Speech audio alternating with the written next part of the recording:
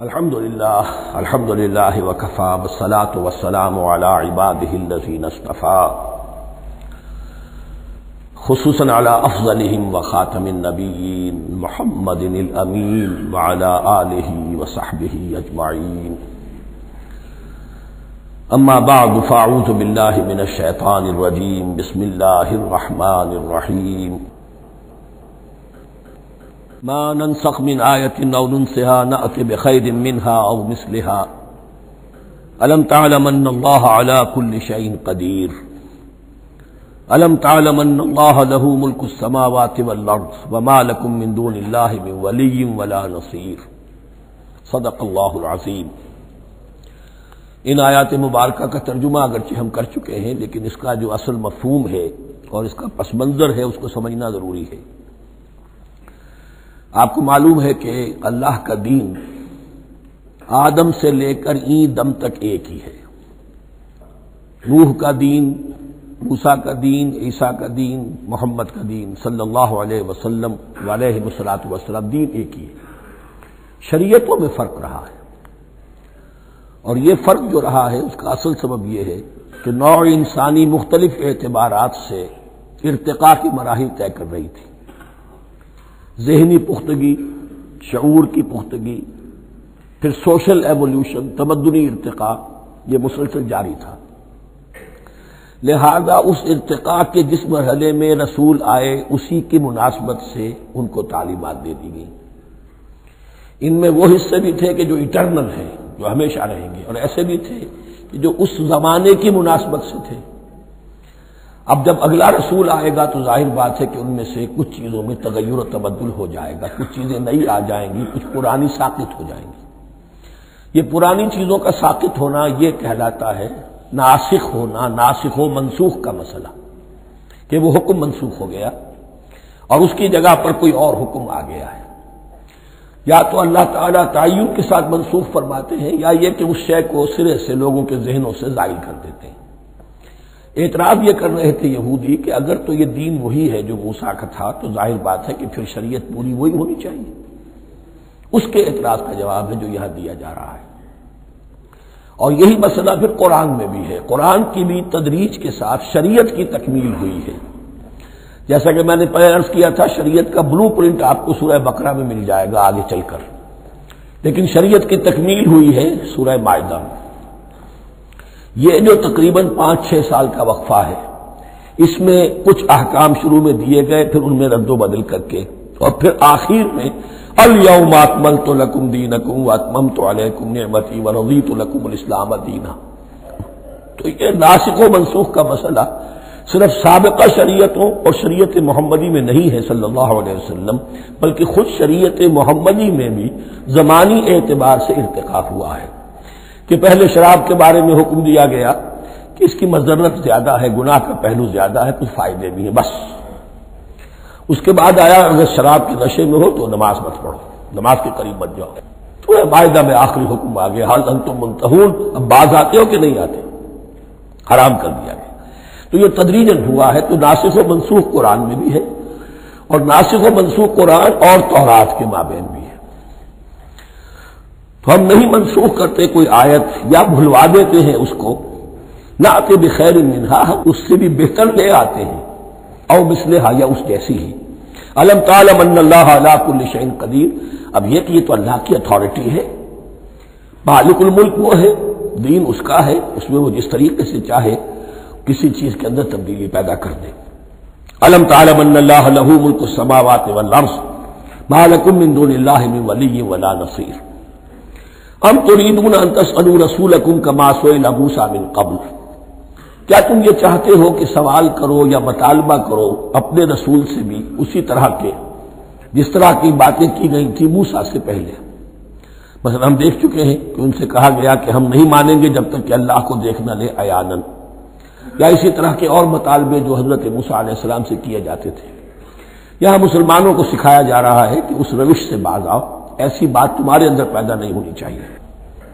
وَمَن يَتَبَدَّلِ الْكُفْرَ بِالْإِيمَانِ فَقَدْ ضَلَّ سَوَاءَ السَّبِيلِ، ظاہر بات ہے ایسی حرکتیں بھی اب مسلمانوں میں سے بھی جو منافقین ان میں شامل تھے وہی کر رہے ہوں گے اس لیے فرمایا کہ جو کوئی ایمان کو ہاتھ سے دے کر کفر کو لے لے گا، یعنی منافق کیونکہ دو طرفہ ہوتا ہے، اب اس کا بھی امکان ہوتا ہے کہ یکسو ہو جائے کفر کی طرف، اور اس کا بھی امکان ہوتا ہے کہ بالآخر یکسو ہو جائے ایمان کی طرف۔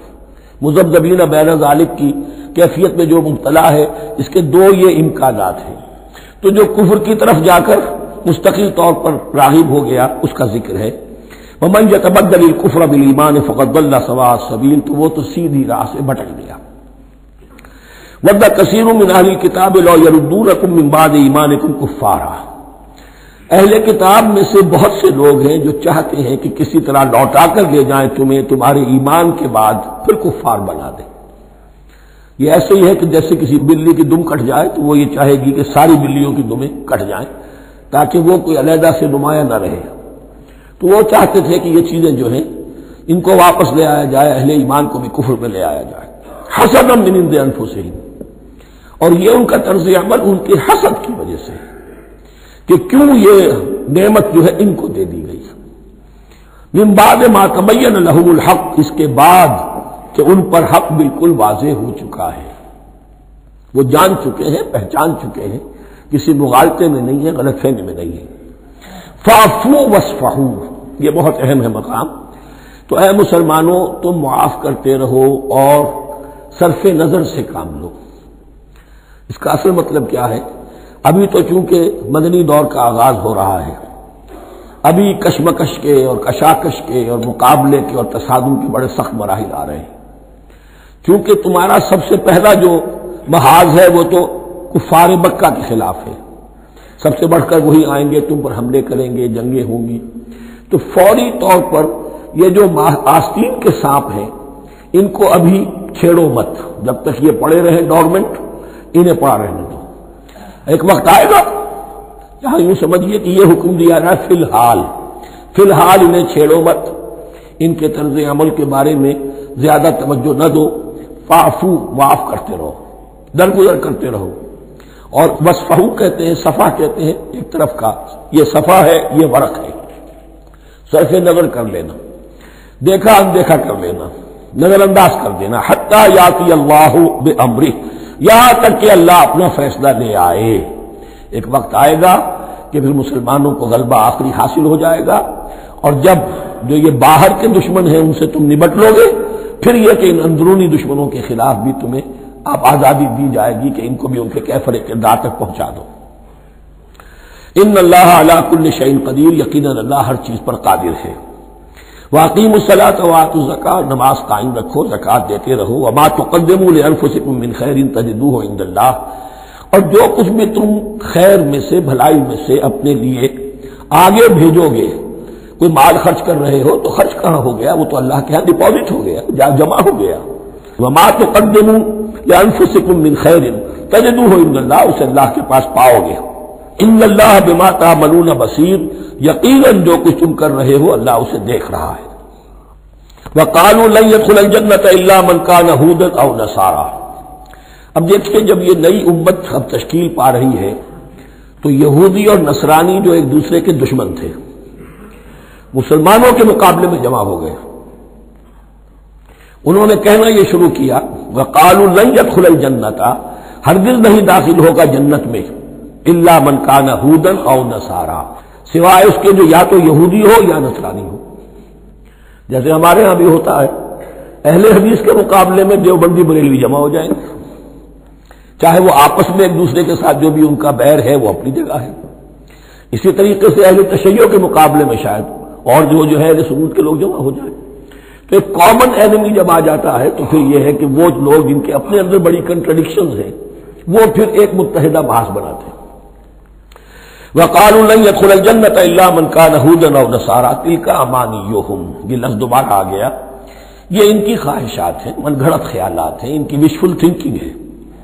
قل هاتوا برهانكم ان كنتم صادقين، کہو ان سے لاؤ کوئی دلیل اگر تم سچے ہو، دلیل کتاب سے لاؤ، کہیں تورات میں لکھا ہے یہ، کہیں یہ انجیل میں لکھا ہے، جو تورات اور جو انجیل تمہارے پاس ہے اسی میں سے دکھا دو کہ یہ لکھا ہوا، کہیں لکھا ہوا نہیں۔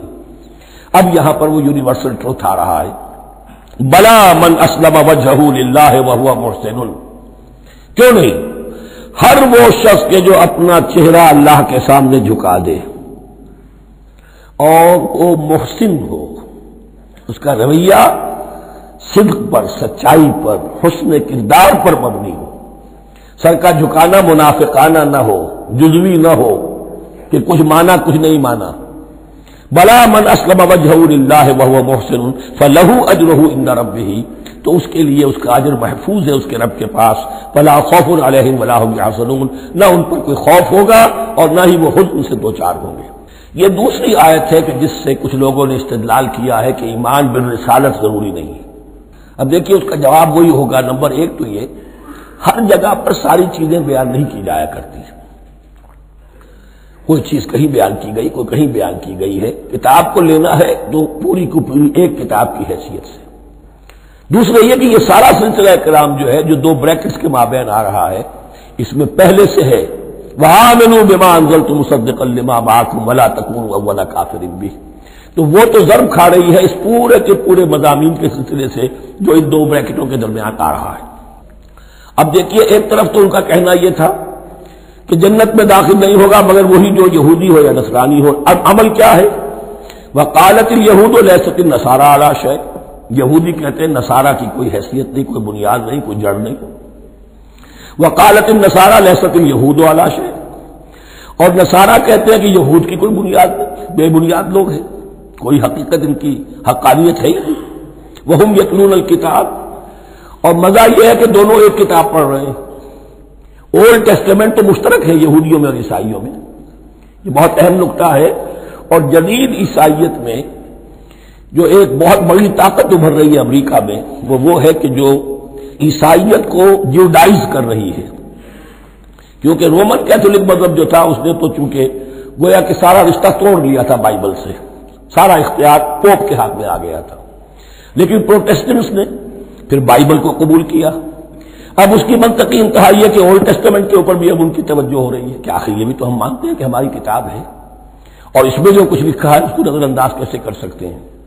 تو حال ہی میں ہم نے جو ایک سیمینار کیا تھا امریکہ میں، جس میں ایک یہودی عالم بھی آئے تھے، ایک عیسائی بھی آئے تھے، اور مسلمانوں کی طرف سے بھی ہمارے ایک ساتھی بلال کوشل نے بات کی تھی، تو وہاں ایک یہودی عالم نے کہا کہ اس وقت اسرائیل کو سب سے بڑی سپورٹ جو مل رہی ہے وہ ان عیسائیوں سے مل رہی ہے امریکہ میں سے، کہ جو اس وقت ایونجلسٹ کہلاتے ہیں وہاں پر، اور جو ایک بڑا فرقہ بن کر ابھر رہے ہیں۔ بہرحال یہ ان کا طرز عمل ہے۔ وہم یتلون الکتاب، اور وہ دونوں کے دونوں کتاب کے پڑھنے والے ہیں۔ کذالک قال الذین لا یعلمون مثل قولہم، اسی طرح کہا تھا ان لوگوں نے کہ جو کچھ بھی نہیں جانتے، انہی کی سی بات کہی تھی، یعنی یہ اشارہ ہے مشرکین مکہ کی طرف۔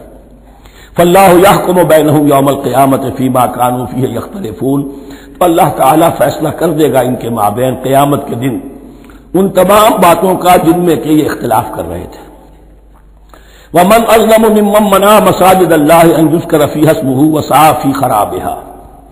اب دیکھیے یہاں جو بقیہ یہ آیات آ رہی ہیں، تو اگرچہ خطاب تو ہے وہ بریکٹس کے مابین، خطاب میں بنی اسرائیل، لیکن اب یہاں کچھ ریفرنسز اہل مکہ کی طرف شروع ہو گئے ہیں، اور اس کے بعد سے حضرت ابراہیم کا تذکرہ آئے گا، پھر تحویل قبلہ کا ذکر آئے گا۔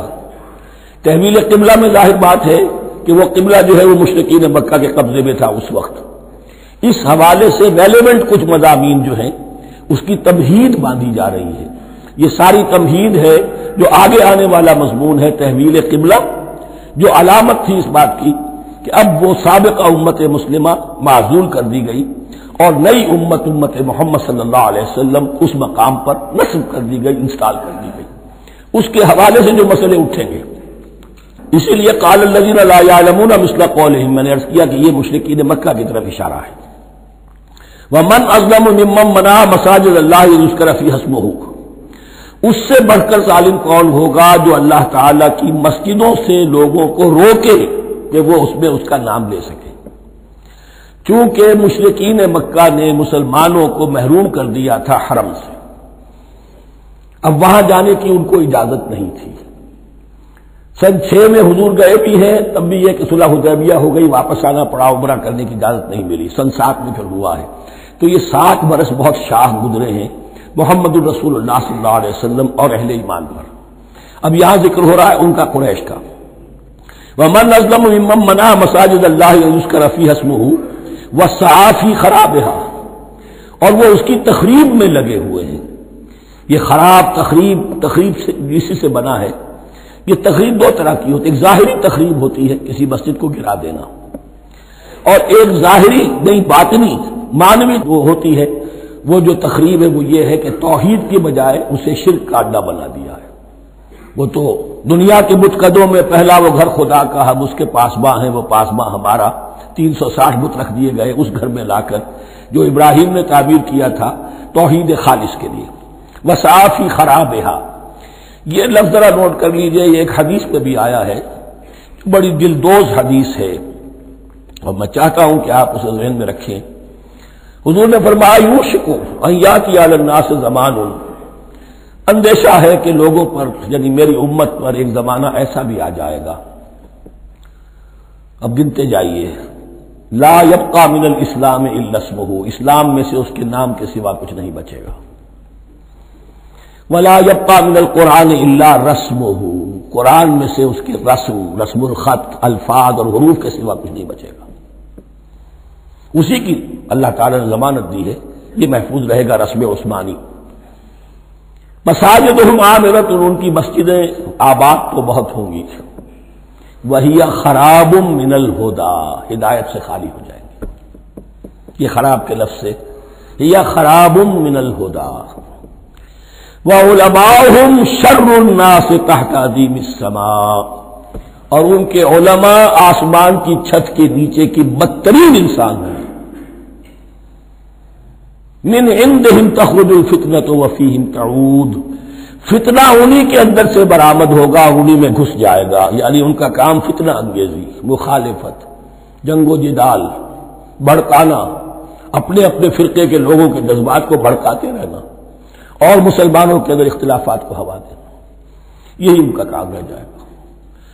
آج جن کو ہم علماء کہتے ہیں ان کی عظیم اکثریت اس کیفیت سے دوچار ہو چکی ہے۔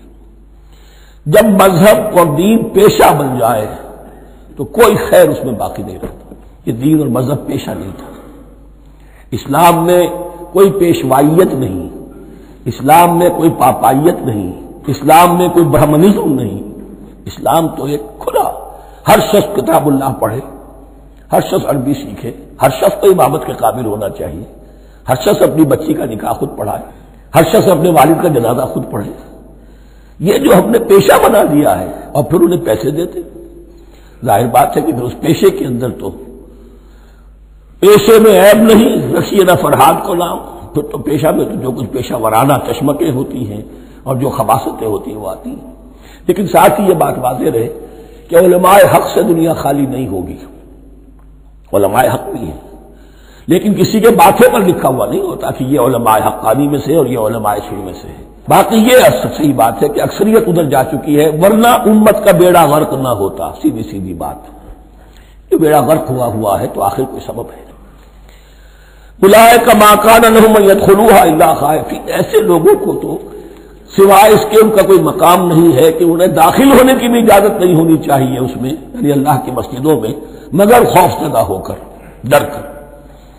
لہم فی الدنیا خزی، ان کے لیے دنیا میں بھی رسوائی اور ذلت ہے، وَلَهُمْ فِي الْآخِرَةِ عَذَابٌ عَظِيمٌ، اور آخرت میں ان کے لیے عذاب عظیم ہے۔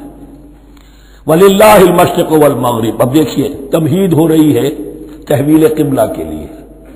اب ظاہر بات ہے کہ بڑی حساس جو ہے وہ ایک کیفیت تھی یہ، تو یروشلم کے ساتھ جن کو دلچسپی تھی اور ان کے دلوں میں اس کی عقیدت تھی، مکہ مکرمہ اور بیت اللہ کے ساتھ جن کو دلچسپی تھی اور ان کے دلوں میں اس کی عقیدت تھی، تو اس حوالے سے یہ قبلہ بدلنا، اور 2 دفعہ بدلا ہے قبلہ۔ پہلے آ کے مدینے میں حضور نے یروشلم کی طرف 16 مہینے نماز پڑھی اور پھر تحویل قبلہ ہوا، تو اب اس میں کئی امتحان ہو گئے، وہ آگے آ جائے گا، لیکن اس کی تمہید باندھی جا رہی ہے۔ للہ المشرق والمغرب، مشرق اور مغرب سب اللہ کے ہیں، یعنی اگر ہم رخ کرتے ہیں مغرب کی طرف تو اس کے معنی یہ نہیں ہے کہ اللہ مغرب میں ہے، معاذ اللہ، اللہ تو جہت سے، مقام سے، ماورا وراء الورا۔ تو یہ ہے کہ ایک یکسانیت پیدا کرنے کے لیے اجتماعی رد دینے کے لیے ایک چیز کو قبلہ بنا دیا، علامت ہے۔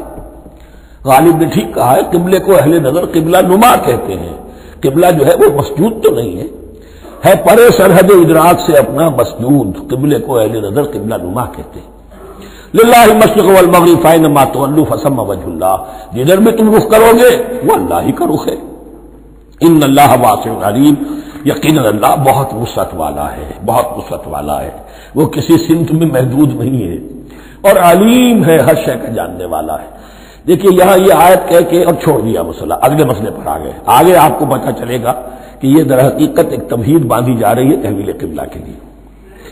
وقالوا اتخذ اللہ ولدا سبحانہ، اور ان میں وہ بھی ہیں، اب ظاہر بات ہے یہاں پھر اشارہ ہو رہا ہے وہ اہل مکہ کی طرف، جنہوں نے یہ کہا ہے کہ اللہ نے اولاد اپنے لیے اختیار کی، یعنی وہ کہتے تھے کہ یہ جو فرشتے ہیں یہ اللہ کی بیٹیاں ہیں، نصارہ کہتے تھے کہ حضرت مسیح اللہ کے بیٹے ہیں، اور یہودیوں کا بھی ایک گروہ ایسا تھا جو حضرت عزیر کو اللہ کا بیٹا کہتا تھا۔ بل لہ ما فی السماوات والارض، نہیں، آسمانوں اور زمین میں جو کچھ ہے اسی کی ملکیت ہے، سب مخلوق ہے، مملوک ہے، خالق اور مالک صرف وہ ہے۔ کل لہ قانتون، اور سب کے سب اس کے فرما بردار ہیں، بڑے سے بڑا رسول، بڑے سے بڑا ولی، بڑے سے بڑا فرشتہ، بڑے سے بڑے اجرام سماویہ، سب کل لہ قانتون۔ بدیع السماوات والارض، وہ آسمان اور زمین کو پیدا کرنے والا ہے بغیر کسی شے کے۔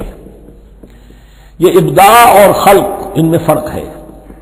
ابداع، بلکہ شاہ ولی اللہ دہلوی نے حجت اللہ البالغہ کا جو پہلا چیپٹر ہے اس کو یہی 3 عنوان دیے ہیں۔ اللہ تعالیٰ کے افعال بنیادی طور پر 3 ہیں، ابداع، خلق، تدبیر۔ ابداع ہے جسے انگریزی میں کہتے ہیں کریشن ایکس نہیلو، عدم محض سے کچھ بنا دیا، کچھ نہیں تھا اور بنا دیا، کن فیکون، یہ ابداع ہے۔ خلق ہے اب ایک چیز سے دوسری چیز بنانا، گارے سے انسان بنایا، یہ تخلیق ہے، آگ سے جن بنا یہ تخلیق ہے، نور سے فرشتے بنا یہ تخلیق ہے۔ تو ابداع بدیع وہ ہے کہ جس نے نئی چیز، اسی لیے بدعت ہمارے ہاں کہلاتی ہے وہ شے جو دین میں نہیں تھی اور خواہ لا کے شامل کر دی گئی، جس کی کوئی جڑ بنیاد دین میں نہیں ہے، وہ بدعت ہے۔ اس سے یہ لفظ بدیع السماوات والارض، وَإِذَا قَضَىٰ أَمْرًا فَإِنَّمَا يَقُولُ لَهُ كُن فَيَكُونُ، اس کی شان تو یہ ہے کہ جب وہ کسی معاملے کا فیصلہ کر لیتا ہے تو بس کہتا ہے کہ ہو جا اور وہ ہو جاتی ہے۔ وَقَالَ الَّذِينَ لَا يَعْلَمُونَ لَوْلَا يُكَلِّمُنَا اللَّهُ وَتَأْتِينَا آیَةٌ، اور کہا ان لوگوں نے جو علم نہیں رکھتے، یہاں پھر وہی مشرکین مکہ کی طرف روئے سخن ہے، کیوں نہیں بات کرتا ہم سے اللہ، اور کیوں نہیں کوئی لے آتا ہمارے پاس کوئی نشانی۔ یہ میں عرض کر چکا ہوں، یہ مضمون جو ہے کہ ان کا مطالبہ تھا بہت شدت کے ساتھ کہ کوئی معجزے ویسے ہی دکھاؤ جیسے تم کہتے ہو کہ عیسیٰ نے دکھائے تھے، موسیٰ نے دکھائے تھے، تو ہمارے یہ مطالبے پورے کر دو، ہم مان لیں گے۔ یہ ذکر آئے گا سورہ انعام میں اور پھر سورہ بنی اسرائیل میں۔ کذالک قال الذین من قبلہم مثل قولہم، اسی طرح کی باتیں جو لوگ ان سے پہلے آئے تھے وہ بھی کہتے رہے۔ تشابہت قلوبہم، ان کے دل ایک دوسرے سے مشابہ ہو گئے ہیں۔ قد بینا الآیات لقوم یوقنون، اور ہم نے تو اپنی آیات کو واضح کر دیا ہے ان لوگوں کے لیے جو یقین کرنا چاہیں۔ انا ارسلناک بالحق بشیرا ونذیرا، اے نبی ہم نے آپ کو بھیجا ہے حق کے ساتھ بشیر اور نذیر بنا کر۔ بنیادی حیثیت آپ کی یہ ہے کہ آپ اہل حق کو بشارت دیں، فراح و ریحان و جنت نعیم، فسلام لک من اصحاب الیمین، یہ بشارت دیجیے۔ اور جو غلط راستے پر جائیں، کفر کریں، منافقین میں مبتلا ہوں، ملحد ہوں اور بدعملی کریں، ان کو آپ خبردار کر دیجئے کہ جہنم ان کے لیے تیار کر دی گئی ہے۔ آپ کا کام دعوت ہے، ابلاغ ہے، تبلیغ ہے، نصیحت ہے۔ وَلَا تُسْأَلُ عَنْ أَصْحَابِ الْجَحِيمِ، آپ سے سوال نہیں کیا جائے گا جہنمیوں کے بارے میں کہ محمد یہ کیوں جہنم میں پہنچ گئے، ہم نے تمہیں بھیجا تھا، تمہارے ہوتے ہوئے یہ جہنمی کیوں ہو گئے، نہیں، یہ آپ کی ذمہ داری نہیں ہے۔ کون جنت میں جانا چاہتا ہے، کون جہنم میں جانا چاہتا ہے، یہ آدمی کا اپنا فیصلہ ہے۔ آپ کا کام ہے کہ حق کو واضح کر دیں، ہاں وضاحت میں کمی نہ رہ جائے، حق واضح ہو جائے، کوئی اشتباہ نہ ہو، بالکل مبرہن ہو جائے، واضح ہو جائے، بس یہ ذمہ داری آپ کی ہے، اس سے زیادہ نہیں۔ یہ مسئولیت جو ہوتی ہے، انسان اگر اپنی اصل مسئولیت سے زیادہ ذمہ داری اپنے سر پر ڈال لے تو اس سے بھی بہت بڑی بڑی گمراہیاں پیدا ہوتی ہیں، اور اس کا جو تذکرہ ہو رہا ہے بڑی گمراہی تو معاذ اللہ وہ تو ہمارے حوالے سے ہوتی ہے۔ ہمارے ہاں کی بہت سی جماعتیں جو ہیں اسی طرح کی غلطیوں کی وجہ سے وہ غلط راستوں پر پڑ گئی، پوری تحریکیں برباد ہو گئی۔ لیکن یہاں بھی حضور کا معاملہ کیا ہو رہا تھا کہ حضور چاہتے تھے کہ کسی طرح یہ علماء یہود ایمان لے آئے۔ بہرحال حضور کے دل میں رغبت، آخر مکے میں آپ تھے تو دعائیں مانگتے تھے، اے اللہ عمرو بن ہشام اور عمر بن خطاب میں سے کسی ایک کو تو میری جھولی میں ڈال دے۔ تو اسی طرح کی دعا آپ نے کی ہوگی۔ فرمایا وَلَن تَرْضَىٰ عَنكَ الْيَهُودُ وَلَا النَّصَارَىٰ حَتَّىٰ تَتَّبِعَ مِلَّتَهُمْ۔ اے نبی کسی مغالطے میں نہ رہیے، ہرگز راضی نہیں ہوں گے آپ سے نہ یہ یہودی اور نہ نصرانی، جب تک کہ آپ پیروی نہ کریں ان کی ملت کی۔ لہذا امید منقطع کر لیجیے، اس لیے کہ زیادہ امید ہو تو مایوسی ہو جاتی ہے۔ اقبال نے بہت خوب کہا ہے بندہ مومن کے بارے میں، جس کی امیدیں قلیل، جس کے مقاصد جلیل۔ مقصد اونچا لیکن امید قلیل رکھیے، اللہ چاہے گا تو ہو جائے گا، نہیں چاہے گا تو میرا کام تو اپنی حد تک اپنا فرض ادا کر دینا ہے۔ اس سے زیادہ کی جو ہے خواہش اپنے دل میں پالیں گے، کسی اجرت پسندی میں گرفتار ہو جائیں گے، کہیں دائیں بائیں ہک اور کرک کے ذریعے سے کہیں پہنچنے کی کوشش کریں گے اور اپنے آپ کو بھی برباد کر دیں گے۔ لن ترضى عنك اليهود ولا النصارى حتى تتبع ملتهم قل ان هدى الله هو الهدى، کہہ دیجئے دیکھو ہدایت تو ہے اللہ کی ہدایت۔ وَلَئِنِ اتَّبَعْتَ أَهْوَاءَهُمْ، اور نبی آپ بھی کان کھول کر سن لیں، اگر آپ نے ان کی خواہشات کی پیروی کی، یہاں ہم جوڑ دیں گے الفاظ بالفرض بفرض محال، اگر آپ نے ان کی خواہشات کی پیروی کی کہ کچھ چلو لے دو کر معاملہ کر لو، کچھ ان کی بات مانو، کچھ اپنی بات منوا لو۔ یہ مکے میں بھی قریش کی طرف سے بھی آیا تھا کہ کچھ اپنی بات منوا لیجیے، کچھ ہماری بات کمپرومائز کیجیے۔ اب ظاہر بات کہ یہاں اب یہود کے ساتھ یہی معاملہ ہے۔ وَلَئِنِ اتَّبَعْتَ أَهْوَاءَهُمْ بَعْدَ الَّذِي جَاءَكَ مِنَ الْعِلْمِ مَا لَكَ مِنَ اللَّهِ مِنْ وَلِيٍّ وَلَا نَصِيرٍ، اور اگر بفرض محال آپ نے پیروی کی ان کی خواہشات کی، اس کے بعد کہ آپ کے پاس علم آ چکا، تو نہیں ہوگا کوئی بھی اللہ کے مقابلے میں آپ کے لیے کوئی مددگار یا حمایتی۔ معاذ اللہ معاذ اللہ، حق کی تلوار بڑی ننگی ہے، اور یہاں اللہ کا عدل یہ فرد سے فرد تک بدلتا نہیں ہے، نہ امت سے امت کی طرف بدلے گا، قوم اور کسی اور قوم سے ایک معاملہ، کسی دوسری قوم سے کوئی اور معاملہ نہیں۔ اللہ کے اصول ہیں، اللہ کے قوانین ہیں، اس کی فطرت ہے، فطرت اللہ التی فطر الناس علیہا، پھر یہ کہ اس کی سنت ہے، لن تجد لسنت اللہ تحویلا ولن تجد لسنت اللہ تبدیلا۔ الذین آتیناہم الکتاب یتلونہ حق تلاوتہ، وہ لوگ کہ جنہیں ہم کتاب دیتے ہیں وہ اس کی تلاوت کرتے ہیں جیسا کہ اس کی تلاوت کا حق ہے۔ اس پر میں نے اپنے کتابچے میں بحث کی ہے، تلاوت کا اصل حق کیا ہے۔ مسلمانوں پر قرآن مجید کے حقوق نامی کتابچہ، اب یہاں پہ تفصیل سے بیان کرنے کا وقت نہیں ہے، لیکن ایک بات جان لیجیے کہ تلاوت کا لفظ جو قرآن کے لیے قرآن نے اختیار کیا، یہ بڑا ذو معنیین ہے۔ تلا یتلو ہم اسے بھی کہتے ہیں پڑھنا، اور تلا یتلو کسی کے پیچھے پیچھے چلنے کو کہتے ہیں۔ والشمس وضحاها والقمر اذا تلاها، سورج کے بعد پیچھے آتا ہے چاند۔ تو یتلو کے معنی کیا ہے؟ when you are reading the book you are following the text۔ بعض لوگوں کو دیکھا ہوگا انگلی ان کی چلتی ہے ساتھ ساتھ، وہ بیچارے زیادہ ماہر نہیں ہیں تو تاکہ نگاہ ادھر سے ادھر نہ ہو جائے، ایک سطح سے دوسری سطح پر نہ پہنچ جائے، انگلی بھی ساتھ ساتھ پھیرتے ہیں، تو فالوئنگ دی ٹیکسٹ۔ لیکن اس تلاوت کا اصل حق کیا ہوگا؟ جب آپ اس کتاب کو فالو کریں، اسے اپنا امام بنائیں، اس کے پیچھے چلیں، اس کا اتباع کریں، اس کی پیروی کریں، جس کی کہ دعا ہم کرتے ہیں وَاجْعَلْهُ لَنَا إِمَامًا وَنُورًا وَهُدًى وَرَحْمَةً، تو اللہ تو بنائے گا ہمارا امام اس کو اسی وقت جب کہ ہم فیصلہ کر دیں کہ ہم اس کتاب کے پیچھے چلیں گے۔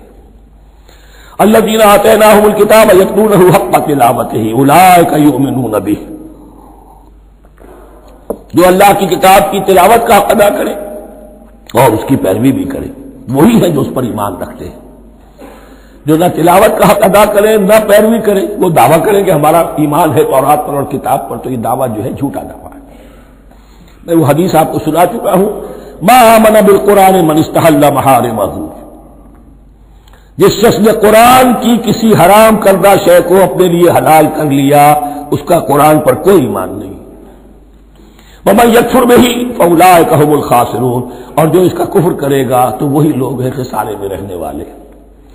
اب وہ بریکٹ بند ہو رہی ہے، وہ آیت کے جو 6 رکوع کے شروع میں آئی تھی دوبارہ آ گئی جوں کی توں، یا بنی اسرائیل اذکروا نعمتی التی انعمت علیکم وانی فضلتکم علی العالمین۔ یہ ترتیب ذہن میں رکھیے۔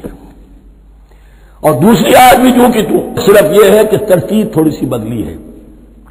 بریکٹ یوں بناتے ہو تو اس کی چونچ ادھر ہوتی ہے تو اس کی چونچ ادھر ہوتی ہے، تو اسی طریقے سے ذہن میں رکھیے کہ دوسری آیت کی ترتیب تھوڑی سی بدل دی، درمیانی، اور وہ بھی درمیان میں چونچ والا معاملہ جو ہوتا ہے۔ واتقوا یوما لا تجزی نفس عن نفس شیئا، یہ تو جو کتو وہی ہے، ڈرو اس دن سے جس دن کوئی جان کسی دوسری جان کے کام نہ آ سکے گی۔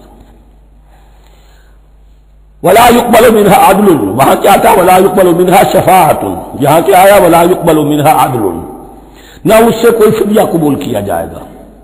ولا تنفعها شفاعت، یہ شفاعت بعد میں لے آئے، عدل پہلے لے آئے، وہاں شفاعت پہلے ہے عدل بعد میں، بس یہ تبدیلی ہے۔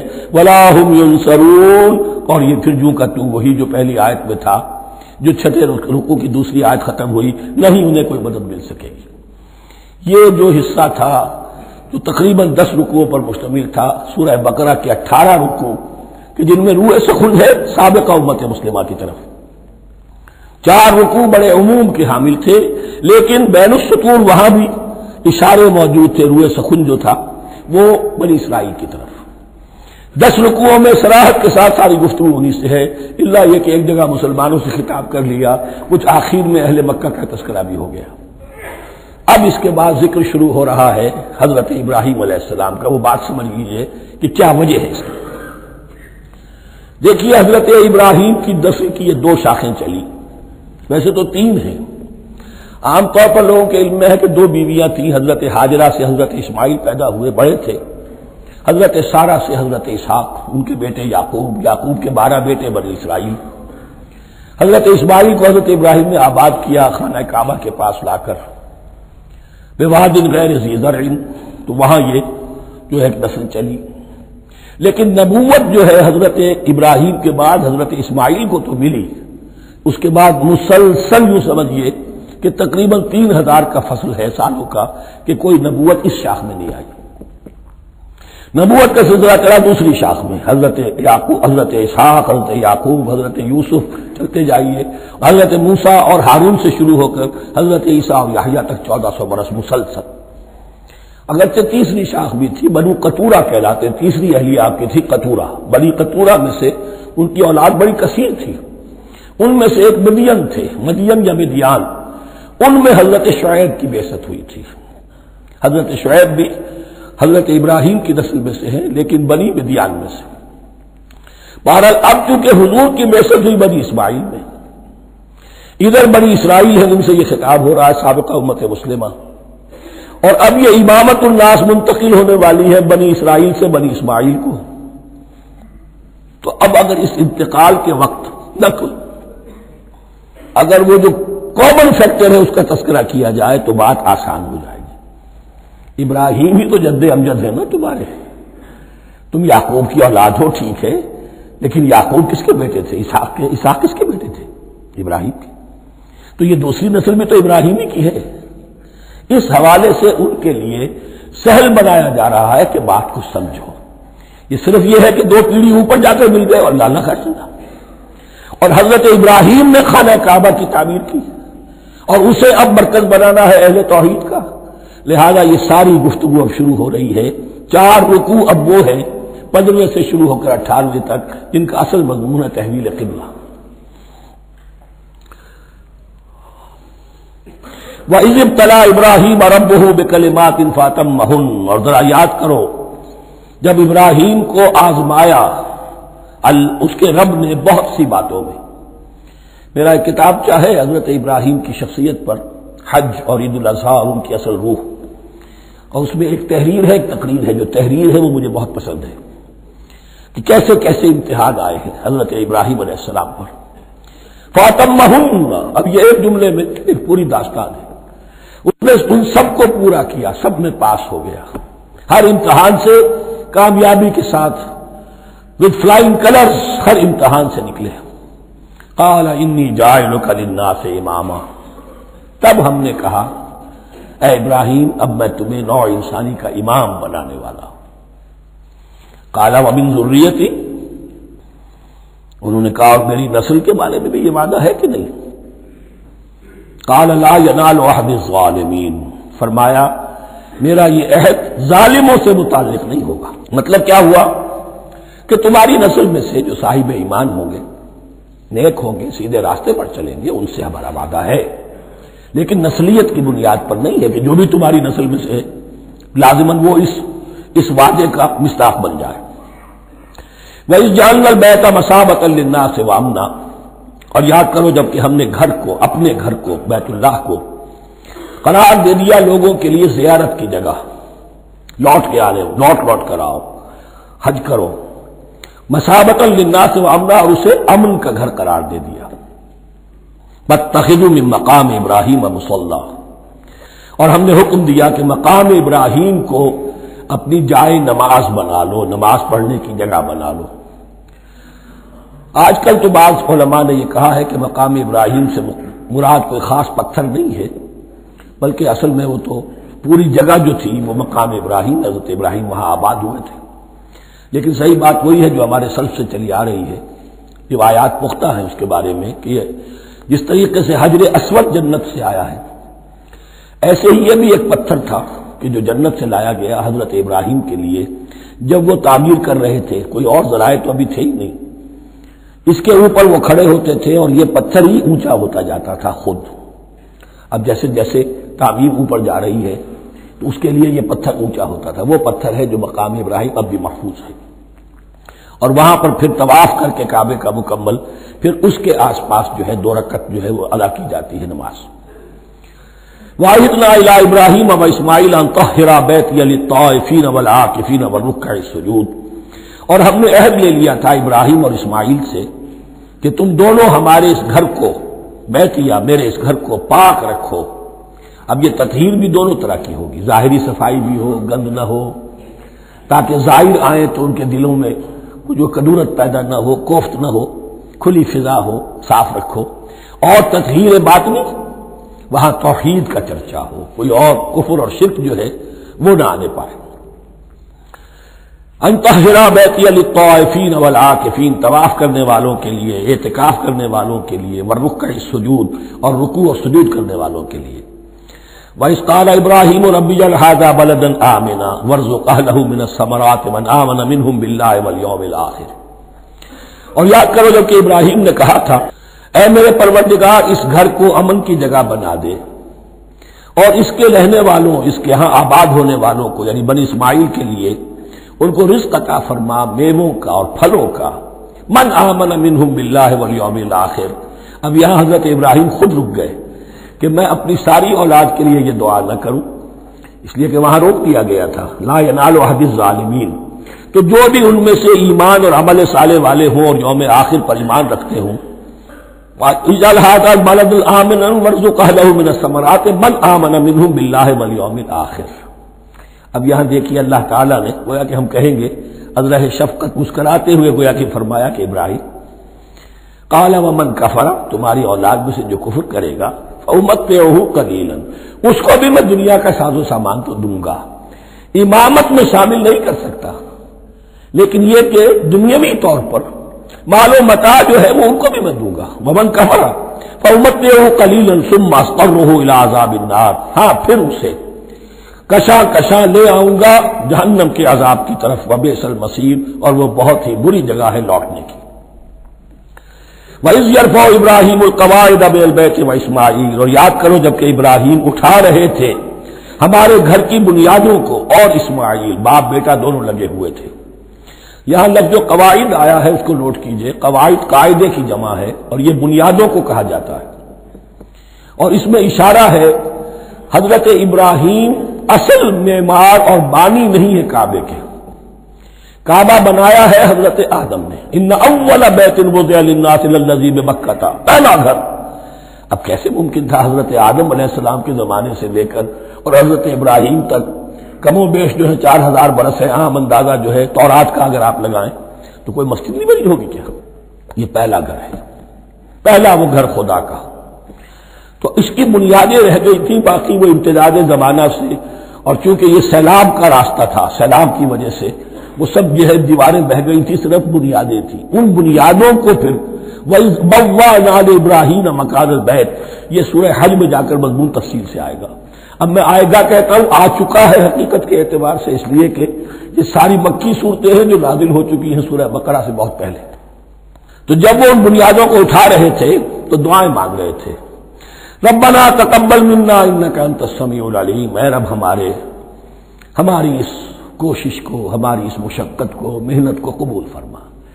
باہر گھر بنا رہے ہیں، پتھر اٹھا اٹھا کر لا رہے ہیں، حضرت اسماعیل کی عمر اس وقت لگ بھگ 13 برس ہے، ہاتھ بٹا رہے ہیں۔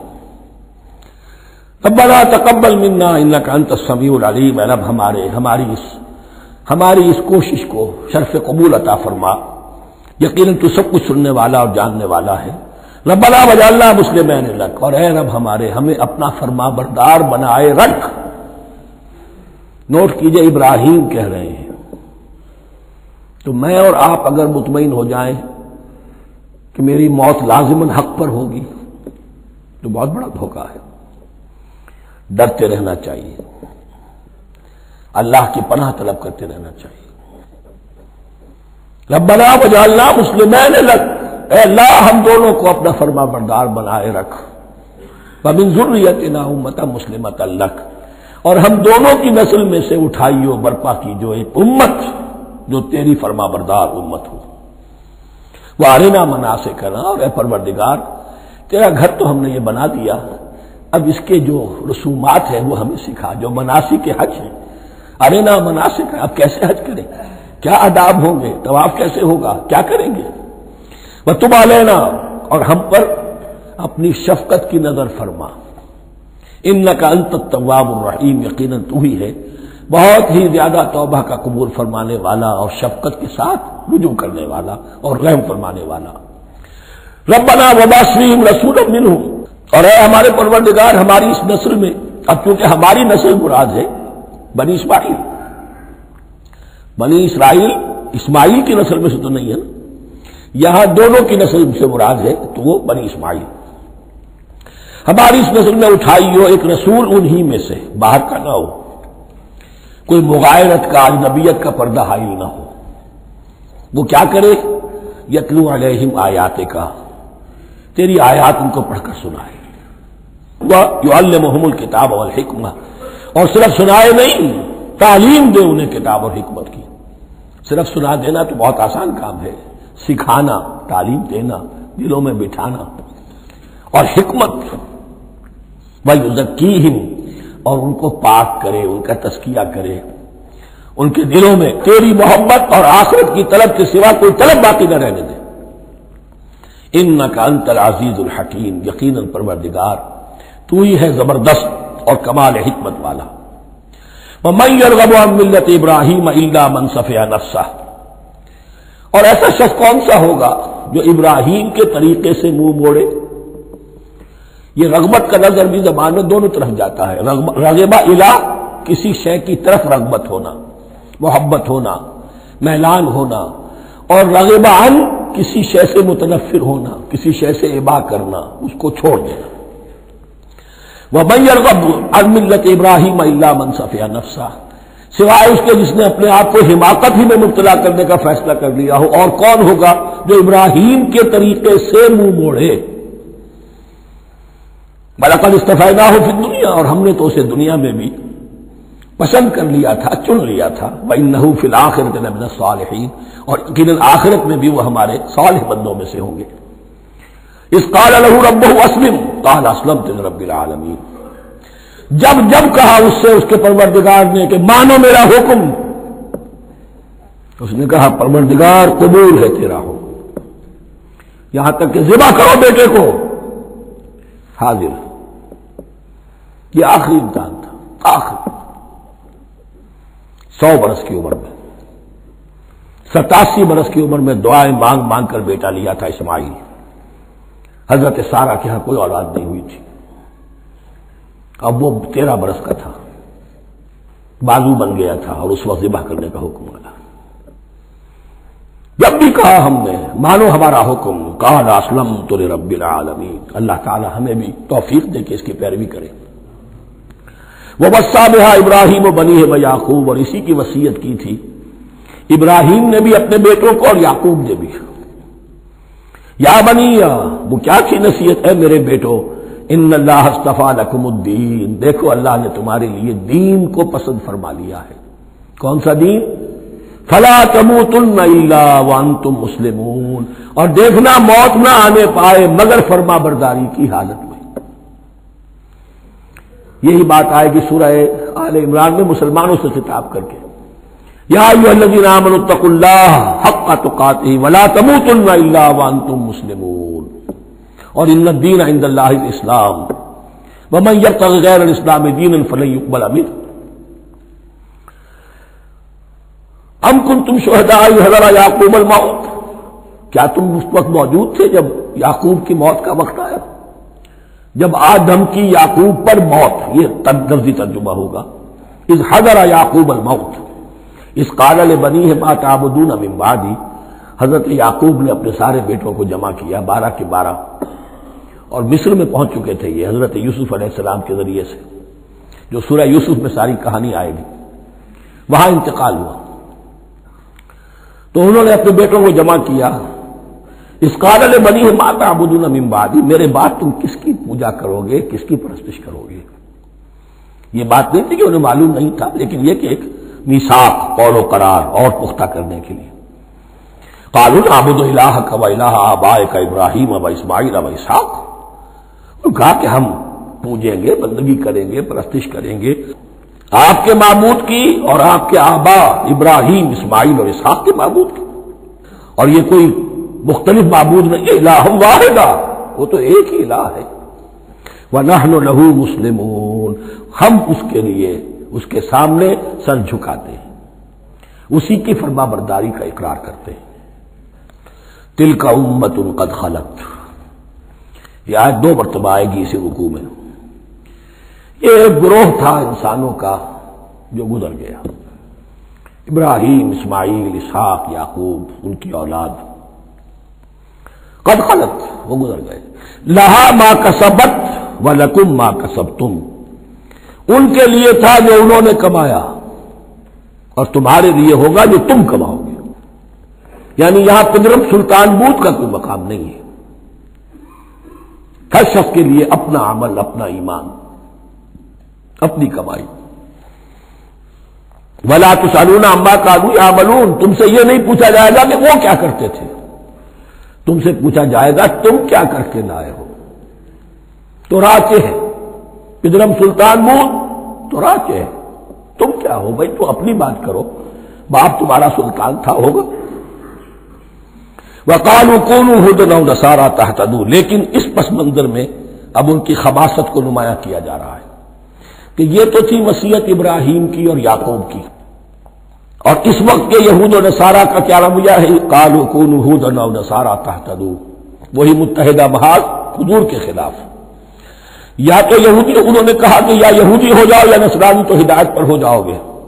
قُلْ بَلْ مِلَّةَ إِبْرَاهِيمَ حَنِيفًا، کہہ دیجئے نہیں، بل نتبع، ہم تو نتبع یہاں پر محذوف مانیے، بل نتبع ملت ابراہیم حنیفہ، نہیں، ہم تو پیروی کریں گے ابراہیم کے طریقے کی، بالکل یکسو ہو کر۔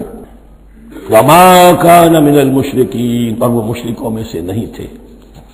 قولوا آمنا باللہ، اب یہاں مسلمانوں کو حکم دیا جا رہا ہے، دیکھو تم ان کے جو کچھ وہ کہتے ہیں اس کے جواب میں تم یہ کہو، قولوا کہو آمنا باللہ، ہم ایمان رکھتے ہیں اللہ پر، وما انزل الینا، اور جو کچھ نازل کیا گیا ہماری جانب، وما انزل الی ابراہیم و اسماعیل و اسحاق و یعقوب، اور جو کچھ نازل کیا گیا ابراہیم اور اسماعیل اور اسحاق اور یعقوب کی طرف، والاسباط اور ان کی اولاد کی طرف، وما اوتی موسیٰ و عیسیٰ، اور جو کچھ دیا گیا موسیٰ کو اور عیسیٰ کو، وما اوتی النبیون من ربہم، اور جو کچھ دیا گیا تمام نبیوں کو ان کے رب کی طرف سے، لا نفرق بین احد منہم، ہم ان میں سے کسی کے مابین تفریق نہیں کرتے، ہم سب کو مانتے ہیں۔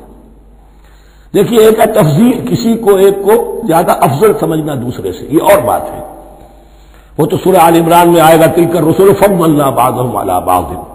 تفریق یہ کہ ایک کو مانے ایک کو نہ مانے، ان رسولوں میں سے ایک کا انکار سب کا انکار ہے۔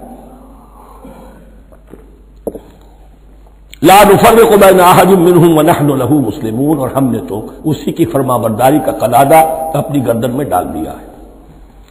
فَإِنْ آمَنُوا بِمِثْلِ مَا آمَنْتُمْ، پھر اے مسلمانوں اگر یہ بھی ایمان لائے یہود اور نصارہ بالکل اسی طرح جیسے تم ایمان لائے ہو، نو کمپرومائز،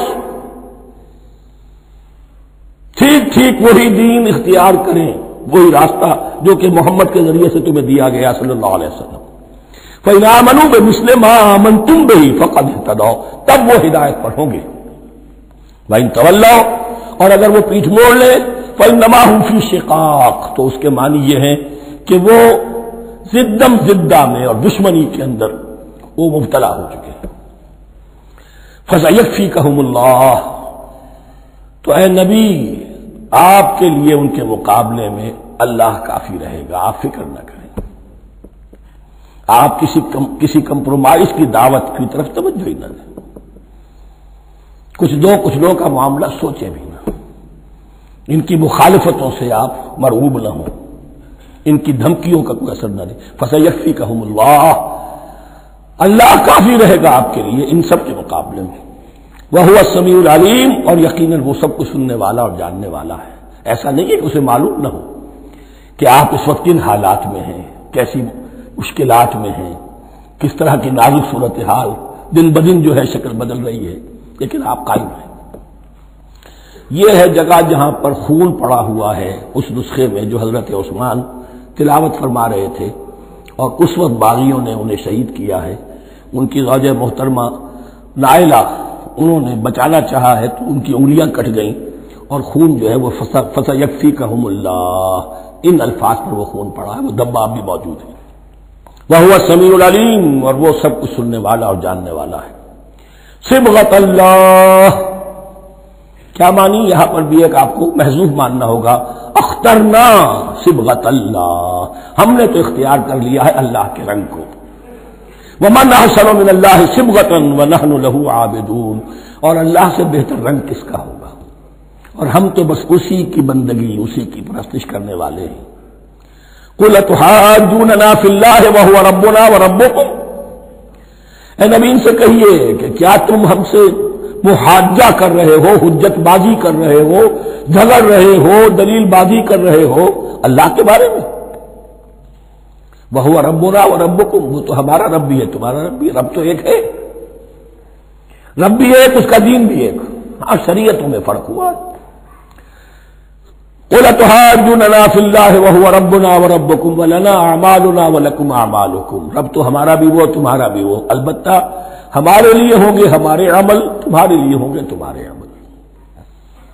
وَنَحْنُ لَهُ مُخْلِصُونَ، اور ہم تو اس کے لیے اپنے آپ کو خالص کر لینے والے ہیں۔ یہ ذرا 3 الفاظ یہاں پہ نوٹ کر لیجئے، یہ میرے اور آپ کے لیے لمحہ فکریہ ہیں۔ نحن لہو مسلمون، 136ویں آیت اس پر ختم ہوئی، ہم اس کے سامنے سر تسلیم خم کرتے ہیں، ان میں سے تو ہم بھی شامل ہیں۔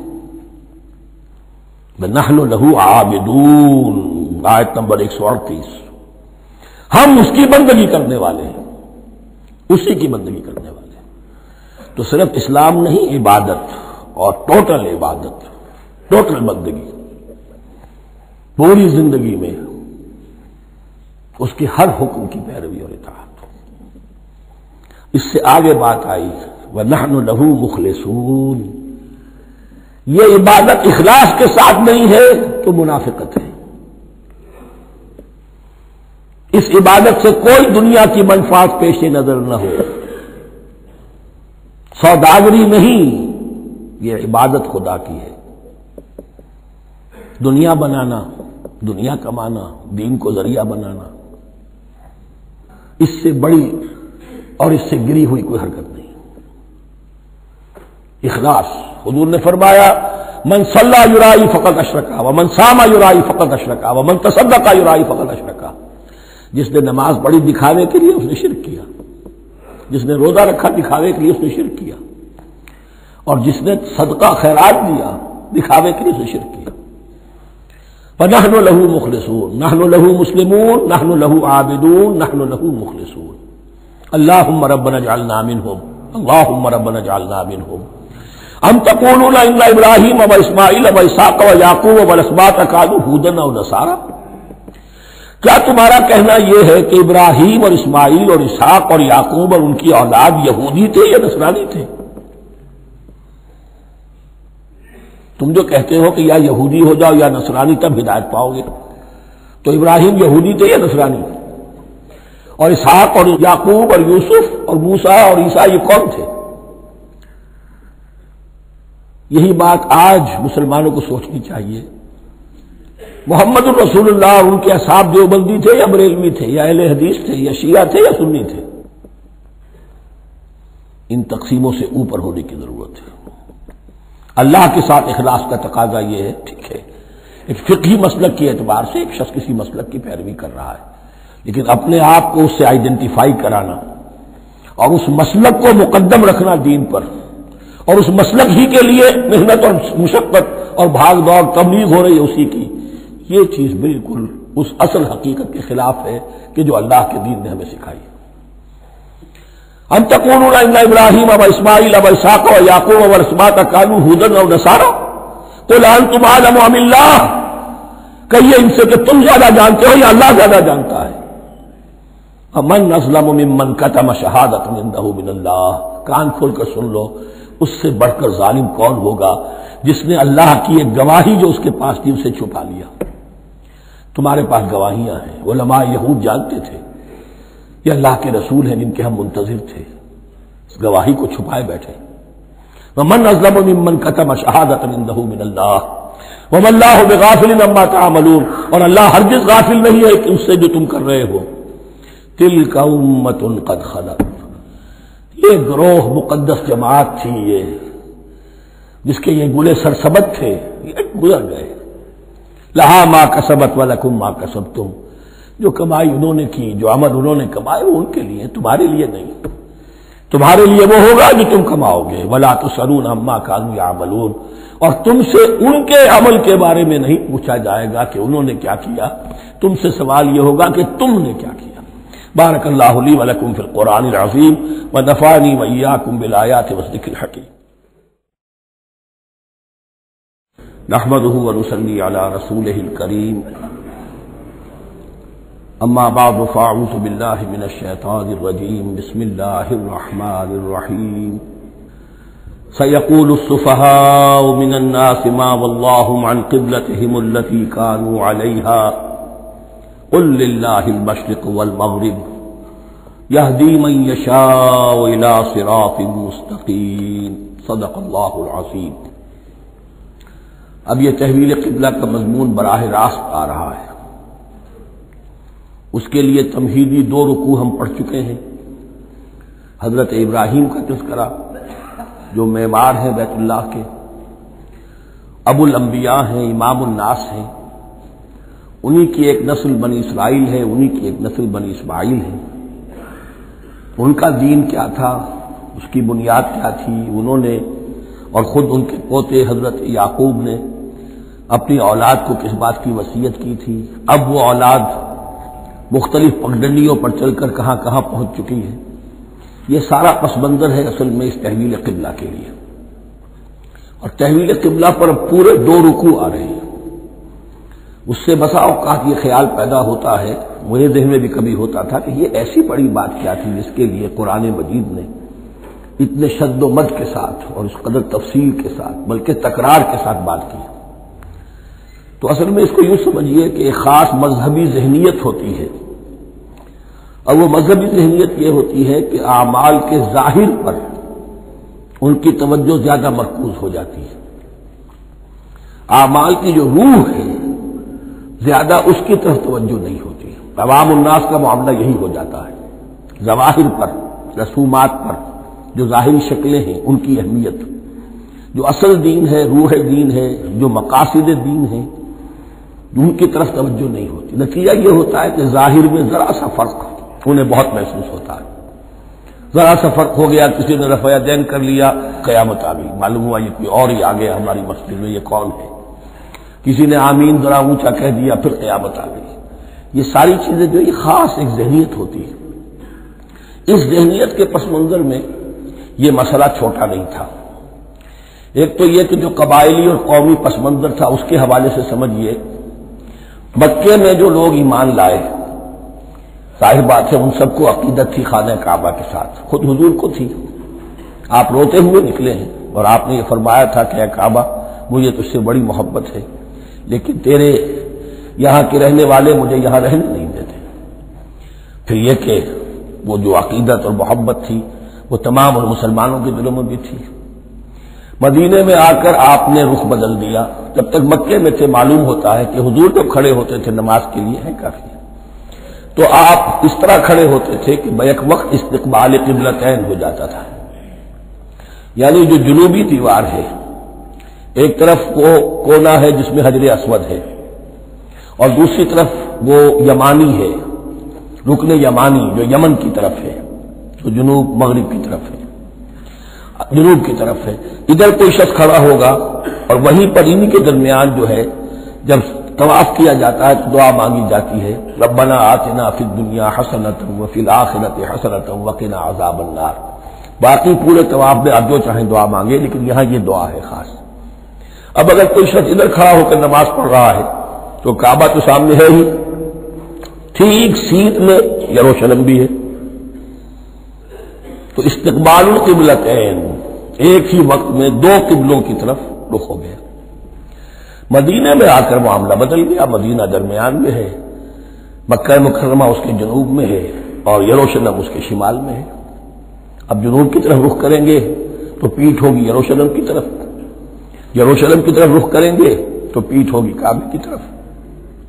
اس میں امتحان ہو گیا ان لوگوں کا جو ایمان لائے تھے کہ آیا وہ محمد الرسول اللہ صلی اللہ علیہ وسلم کے فرمان کی پیروی کرتے ہیں یا اپنی پرانی عقیدتوں اور اپنی پرانی جو روایات ہیں ان کو زیادہ اہمیت دیتے ہیں. اللہ کا شکر ہے جو لوگ مکے سے آئے تھے ان کی اتنی تربیت ہو چکی تھی کہ ان میں سے کسی کے لیے کوئی مسئلہ پیدا نہیں ہوا. اقبال کا وہ مصرع پھر سنا رہا ہوں، بمصطفیٰ برساں خیش را کے دی ہماؤست اگر بہون رسیدی تمام بولہ بیست. حالانکہ قرآن مجید میں کہیں منقول نہیں ہے کہ اللہ نے حکم دیا تھا. ہو سکتا ہے اللہ نے حضور کو وحی خفی کے ذریعے سے حکم دیا ہو، لیکن وحی جلی میں کہیں نہیں ہے کہ آپ کو حکم دیا گیا ہو کہ یروشلم کی طرف رخ کر کے نماز پڑھیے. یہ امتحان ہو گیا کہ رسول کا اتباع کتنا کچھ ہے. اب جب یہ حکم آیا اب امتحان ہو گیا جو مدینے میں رہنے والے جو ایمان لائے تھے ان کا، اس لیے کہ یہاں یہودی بھی تھے، بعض ان میں سے ایمان لائے. عبداللہ ابن سلام رضی اللہ تعالیٰ عنہ تھے، ان کو علماء میں سے تھے، لیکن جو اور دوسرے لوگ تھے وہ بھی زیر اثر تھے یہود کے علماء کے، ان کے دل میں بھی یروشلم کی عظمت تھی. اب جب انہیں رخ کرنا پڑا تو یہ ان کے ایمان کا امتحان ہو گیا. تو یہ بڑا امتحان تھا اس میں کہ جو سب کے لیے مثبت تھا. اور مسلمانوں میں سے بعض لوگوں کے دلوں میں یہ خیال بھی پیدا ہوا ہوگا اگر اصل قبلہ یہ تھا تو ہم نے اب تک جو نمازیں پڑھی ہیں وہ تو پھر ہم نے غلط اس پر پڑھی. ہماری اتنی سالوں کی کسی کو ایمان لائے وہ 10 برس ہو گئے، ہماری ان نمازوں کا کیا بنے گا؟ وہ نمازیں ضائع ہو گئی تو نماز تو ایمان کا رکن رکین ہے، تو بڑی تشویش پیدا ہو گئی. اس کے ساتھ ہی ایک مسئلہ یہ پیدا ہوا سیاسی اعتبار سے کہ یہود اب تک تو یہ سمجھ رہے تھے کہ حضور نے اور مسلمانوں نے ہمارا قبلہ اختیار کر لیا ہے، تو گویا کہ ہمارے کیمپ فالوورز ہیں، ہمارا تو انہوں نے اتباع کیا ہے، لہذا ہمیں کوئی خاص اندیشہ نہیں ان کی طرف سے. لیکن اب جب قبلہ بدل گیا تو ان کے کان کھڑے ہو گئے کہ یہ تو پھر کوئی نئی اب ملت ہے اور نئی امت کی تشکیل ہو رہی ہے، لہذا ان کی طرف سے مخالفت جو تھی اس کے اندر شدت زیادہ پیدا ہو گئی. یہ سارے مضامین تھے کہ جو یہاں پر زیر بحث آ رہے ہیں. سَيَقُولُ السُّفَهَاءُ مِنَ النَّاسِ بہت غیر معمولی ہے اس کا آغاز ہی اس آیت کا. ان قریب کہیں گے لوگوں میں سے احمق اور بے وقوف لوگ، ما واللہ من قبلتہم التی کانوا علیہا، کس چیز نے پھیر دیا انہیں اس قبلے سے کہ جس پر یہ تھے. یعنی یہ 16 مہینے نماز پڑھی ہے بیت المقدس کی طرف رخ کر کے، یروشلم کی طرف، اب کس چیز نے پھیر دیا انہیں؟ قل للہ المشرق والمغرب، دیکھیے وہی الفاظ جو 14ویں رکوع میں آئے تھے جو تمہید بن رہے تھے. کہہ دیجئے کہ اللہ ہی کے لیے ہے مشرق اور مغرب. گویا کہ شمال و جنوب، مشرق و مغرب، شمال و جنوب، محاورے میں مشرق و مغرب زیادہ استعمال ہوتا ہے. سب اللہ کے ہیں، اللہ کسی سمت میں محدود نہیں ہے. یہدی من یشاء الی صراط مستقیم، کو جس کو چاہتا ہے سیدھے راستے کی طرف ہدایت دے دیتا ہے. وَكَذَلِكَ جَعَلْنَاكُمْ، اب یہ خاص بات کہی جا رہی ہے، اے مسلمانوں تم اس تحویل قبلہ کو معمولی بات نہ سمجھو. یہ علامت ہے اس بات کی کہ اب تمہیں وہ حیثیت حاصل ہو گئی. وَكَذَلِكَ جَعَلْنَاكُمْ أُمَّةً وَسَطًا لِتَكُونُوا شُهَدَاءَ عَلَى النَّاسِ وَيَكُونَ الرَّسُولُ عَلَيْكُمْ شَهِيدًا. اب تمہارا فرض منصب یہ ہے کہ رسول نے جس دین کی گواہی تم پر دی ہے اپنے عمل سے، اپنے قول سے، اسی دین کی گواہی تمہیں دینی ہے اپنے قول سے اور اپنے عمل سے پوری نوع انسانی پر. اب تم لنک بن گئے ہو. اب تک نبوت کا سلسلہ جاری تھا، ایک نبی کی تعلیم ختم ہوئی، بگڑ گئی، تحریف ہو گئی، غائب ہو گئی، دوسرا نبی آ گیا، پھر کچھ تیسرا آ گیا، چلے آ رہے. لہذا ہر دور کے اندر اب وہ جو معاملہ تھا تسلسل کے ساتھ چل رہا تھا، اب یہاں نبوت ختم ہو رہی ہے محمد رسول اللہ صلی اللہ علیہ وسلم پر، تو نوع انسانی تو ختم نہیں ہو رہی، ابھی قیامت تو نہیں آئی ہے. اب آگے لوگوں کو تبلیغ کرنا، ان تک دین پہنچانا، ان پر حجت قائم کرنا، ان کا احقاق حق اور ابطال باطل کا فریضہ سر انجام دینا، یہ کون کرے گا؟ تو پہلے تو ہمیشہ اللہ کی طرف سے وہی جبریل لائے اور نبی کے پاس آ گئے، نبی نے لوگوں کو سکھا دیا. اب یہ کہ اللہ سے جبریل لائے محمد کے پاس، محمد نے سکھایا تمہیں، اور تمہیں سکھانا ہے پوری نوع انسانی کو. تو تم اب وہ درمیانی لنک ہو. وَكَذَلِكَ جَعَلْنَاكُمْ أُمَّةً وَسَطًا لِتَكُونُوا شُهَدَاءَ عَلَى النَّاسِ وَيَكُونَ الرَّسُولُ عَلَيْكُمْ شَهِيدًا. یہ مضمون زیادہ کھلے گا چل کر سورہ حج کی آخری آیات میں. اسی طرح سے مراد یہ تحویل قبلہ ایک مظہر ہے اس کا. اس سے اب تم اپنی ذمہ داریوں کا اندازہ کرو، صرف خوشیاں نہ مناؤ، جشن نہ مناؤ، بلکہ یہ کہ یہ بہت بڑی ذمہ داری کا بوجھ جو تم پر آ گیا. کبھی ہم نے اپنے بندے محمد کے کاندھوں پر جب یہ بوجھ رکھا تھا تو ان سے بھی کہا تھا صلی اللہ علیہ وسلم، انا سنلقی علیک قولا ثقیلا، اے نبی ہم آپ پر ایک بھاری بات ڈالنے والے ہیں. وہی بھاری بات بہت بڑے پیمانے پر اب تمہارے کندھوں پر آ گئی ہے. وَكَذَلِكَ جَعَلْنَاكُمْ أُمَّةً وَسَطًا لِتَكُونُوا شُهَدَاءَ عَلَى النَّاسِ وَيَكُونَ الرَّسُولُ عَلَيْكُمْ شَهِيدًا وَمَا جَعَلْنَا الْقِبْلَةَ الَّتِي كُنْتَ عَلَيْهَا، اور ہم نے نہیں قرار دیا تھا اس قبلے کو جس پر کہ اے نبی آپ پہلے تھے.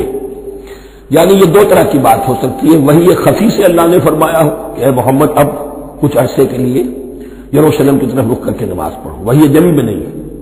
اور یہ بھی ہو سکتا ہے یہ حضور کا اجتہاد ہو اور اسے اللہ نے قبول فرما لیا. دونوں باتوں کا امکان موجود ہے. حضور کے اجتہاد پر اگر اللہ کی طرف سے نفی نہ آئے تو وہ گویا اللہ کی طرف سے. وَمَا جَعَلْنَا الْقِبْلَةَ الَّتِي كُنْتَ عَلَيْهَا إِلَّا لِنَعْلَمَ مَن يَتَّبِعُ الرَّسُولَ مِمَّن يَنقَلِبُ عَلَىٰ عَقِبَيْهِ، اور نہیں ٹھہرایا تھا ہم نے اس قبلے کو جس پر کہ آپ رہے ہیں مگر یہ جاننے کے لیے کہ کون ہے، یہ ظاہر کرنے کے لیے کہ کون ہے کہ جو اتباع کرتے ہیں رسول کا صلی اللہ علیہ وسلم، اور وہ کون ہے کہ جو اپنی ایڑیوں کے بل لوٹ جاتے ہیں. یعنی مدینے میں آ کر اگر کوئی بچے کا مسلمان کہتا صاحب یہ قبلہ مجھے قبول نہیں ہے، وہ واپس ہو جاتا. ایسا ہوا نہیں. اور اب جب مکے کی طرف رخ ہو گیا ہے تو کوئی انصار میں سے، کوئی مدینے میں جو ایمان لائے ان میں سے کسی نے کہا کہ ٹھیک ہے جی ہمارا قبلہ وہ تھا، اب آپ نے اپنا قبلہ بدل دیا، آپ کا راستہ اور ہمارا راستہ اور. نہیں، وہ تمام کے تمام مسلمان ان آزمائشوں میں کامیاب ہوئے. وَإِنْ كَانَتْ لَكَبِيرَةً إِلَّا عَلَى الَّذِينَ هَدَى اللَّهُ، اور واقعہ یہ ہے یقیناً یہ بہت بڑی بات تھی. اس طرح قبلے کے اندر تبدیلی قبول کر لینا آسان بات نہیں ہوتی، بڑا حساس مسئلہ ہوتا ہے، مگر ان کے لیے کہ جن کو اللہ نے ہدایت دی. وَمَا كَانَ اللَّهُ لِيُضِيعَ إِيمَانَكُمْ، اور اللہ ہرگز تمہارے ایمان کو ضائع کرنے والا نہیں ہے. ایمان سے یہاں مراد نماز جو ہے الصلاۃ عماد الدین. وہ جو تشویش ہو گئی تھی کہ ہماری ان نمازوں کا کیا بنے گا جو ہم نے 16 مہینے پڑھی ہے بیت المقدس کی طرف رخ کر کے. وما کان اللہ لیضیع ایمانکم، اس وقت وہ حکم تھا رسول کا، وہ اللہ کے ہاں مقبول ہے. اس وقت یہ حکم ہے جو تمہیں رسول کی معرفت مل رہا ہے، اب تم اس کی پیروی کرو. ان اللہ بالناس لرؤوف الرحیم، یقیناً اللہ تعالیٰ تو انسانوں کے حق میں بہت ہی شفیق ہے اور بہت ہی رحیم ہے. قد نرى تقلب وجهك في السماء، معلوم ہوتا ہے خود حضور کو انتظار تھا اس فیصلے کا، اور معلوم ہوتا ہے کہ آپ پر بھی شاق گزر رہا تھا یہ وقفہ کہ جس میں نماز پڑھتے ہوئے پیٹھ ہو رہی تھی بیت اللہ کی طرف. تو آپ بار بار آپ کی نگاہیں آسمان کی طرف اٹھتی تھی کہ کب وحی آئے، کب جبرائیل حکم لے کر آئے. قد نرى تقلب وجهك في السماء، اے نبی ہم نے آپ کے چہرے کا بار بار آسمان کی طرف اٹھنا دیکھ لیا ہے. فَلَنُوَلِّيَنَّكَ قِبْلَةً تَرْضَاهَا، اس آیت میں بڑی شفقت، بڑی محبت، بڑی عنایت ہے محمد رسول اللہ صلی اللہ علیہ وسلم کے لیے اللہ کی طرف سے. تو ہم بدلے دیتے ہیں، پھیرے دیتے ہیں قبلہ جو آپ کو پسند ہے.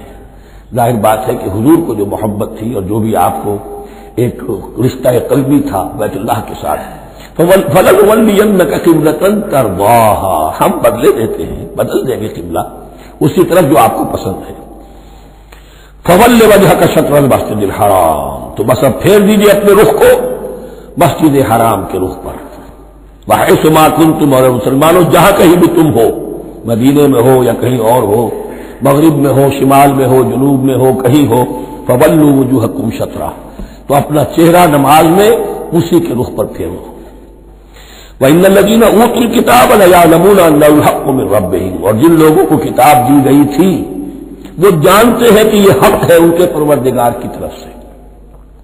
تورات میں بھی یہ مذکور تھا کہ اصل قبلہ ابراہیمی وہی تھا، اس لیے کہ یروشلم کو تعمیر کیا ہے حضرت ابراہیم سے کوئی 1000 سال کے بعد حضرت سلیمان نے. یہ جو بھی ہیکل سلیمانی ہے کم سے کم 1000 برس کا فصل ہے حضرت ابراہیم میں حضرت سلیمان. تو حضرت ابراہیم کا قبلہ کون سا تھا؟ تو وہ بھی مولانا امین احسن اصلاحی صاحب نے اردو میں ترجمہ کیا ہے مولانا حمید الدین فراہی کی کتاب کا، اور وہ بہت اہم ہے اس موضوع کو سمجھنے کے لیے. بہت سے مسلمان مفسرین نے بھی اس میں ٹھوکر کھائی ہے. ان الذین اوتوا الکتاب لیعلمون انہ الحق من ربہم وما اللہ بغافل عما یعملون، اور اللہ غافل نہیں ہے اس سے کہ جو وہ کر رہے ہیں.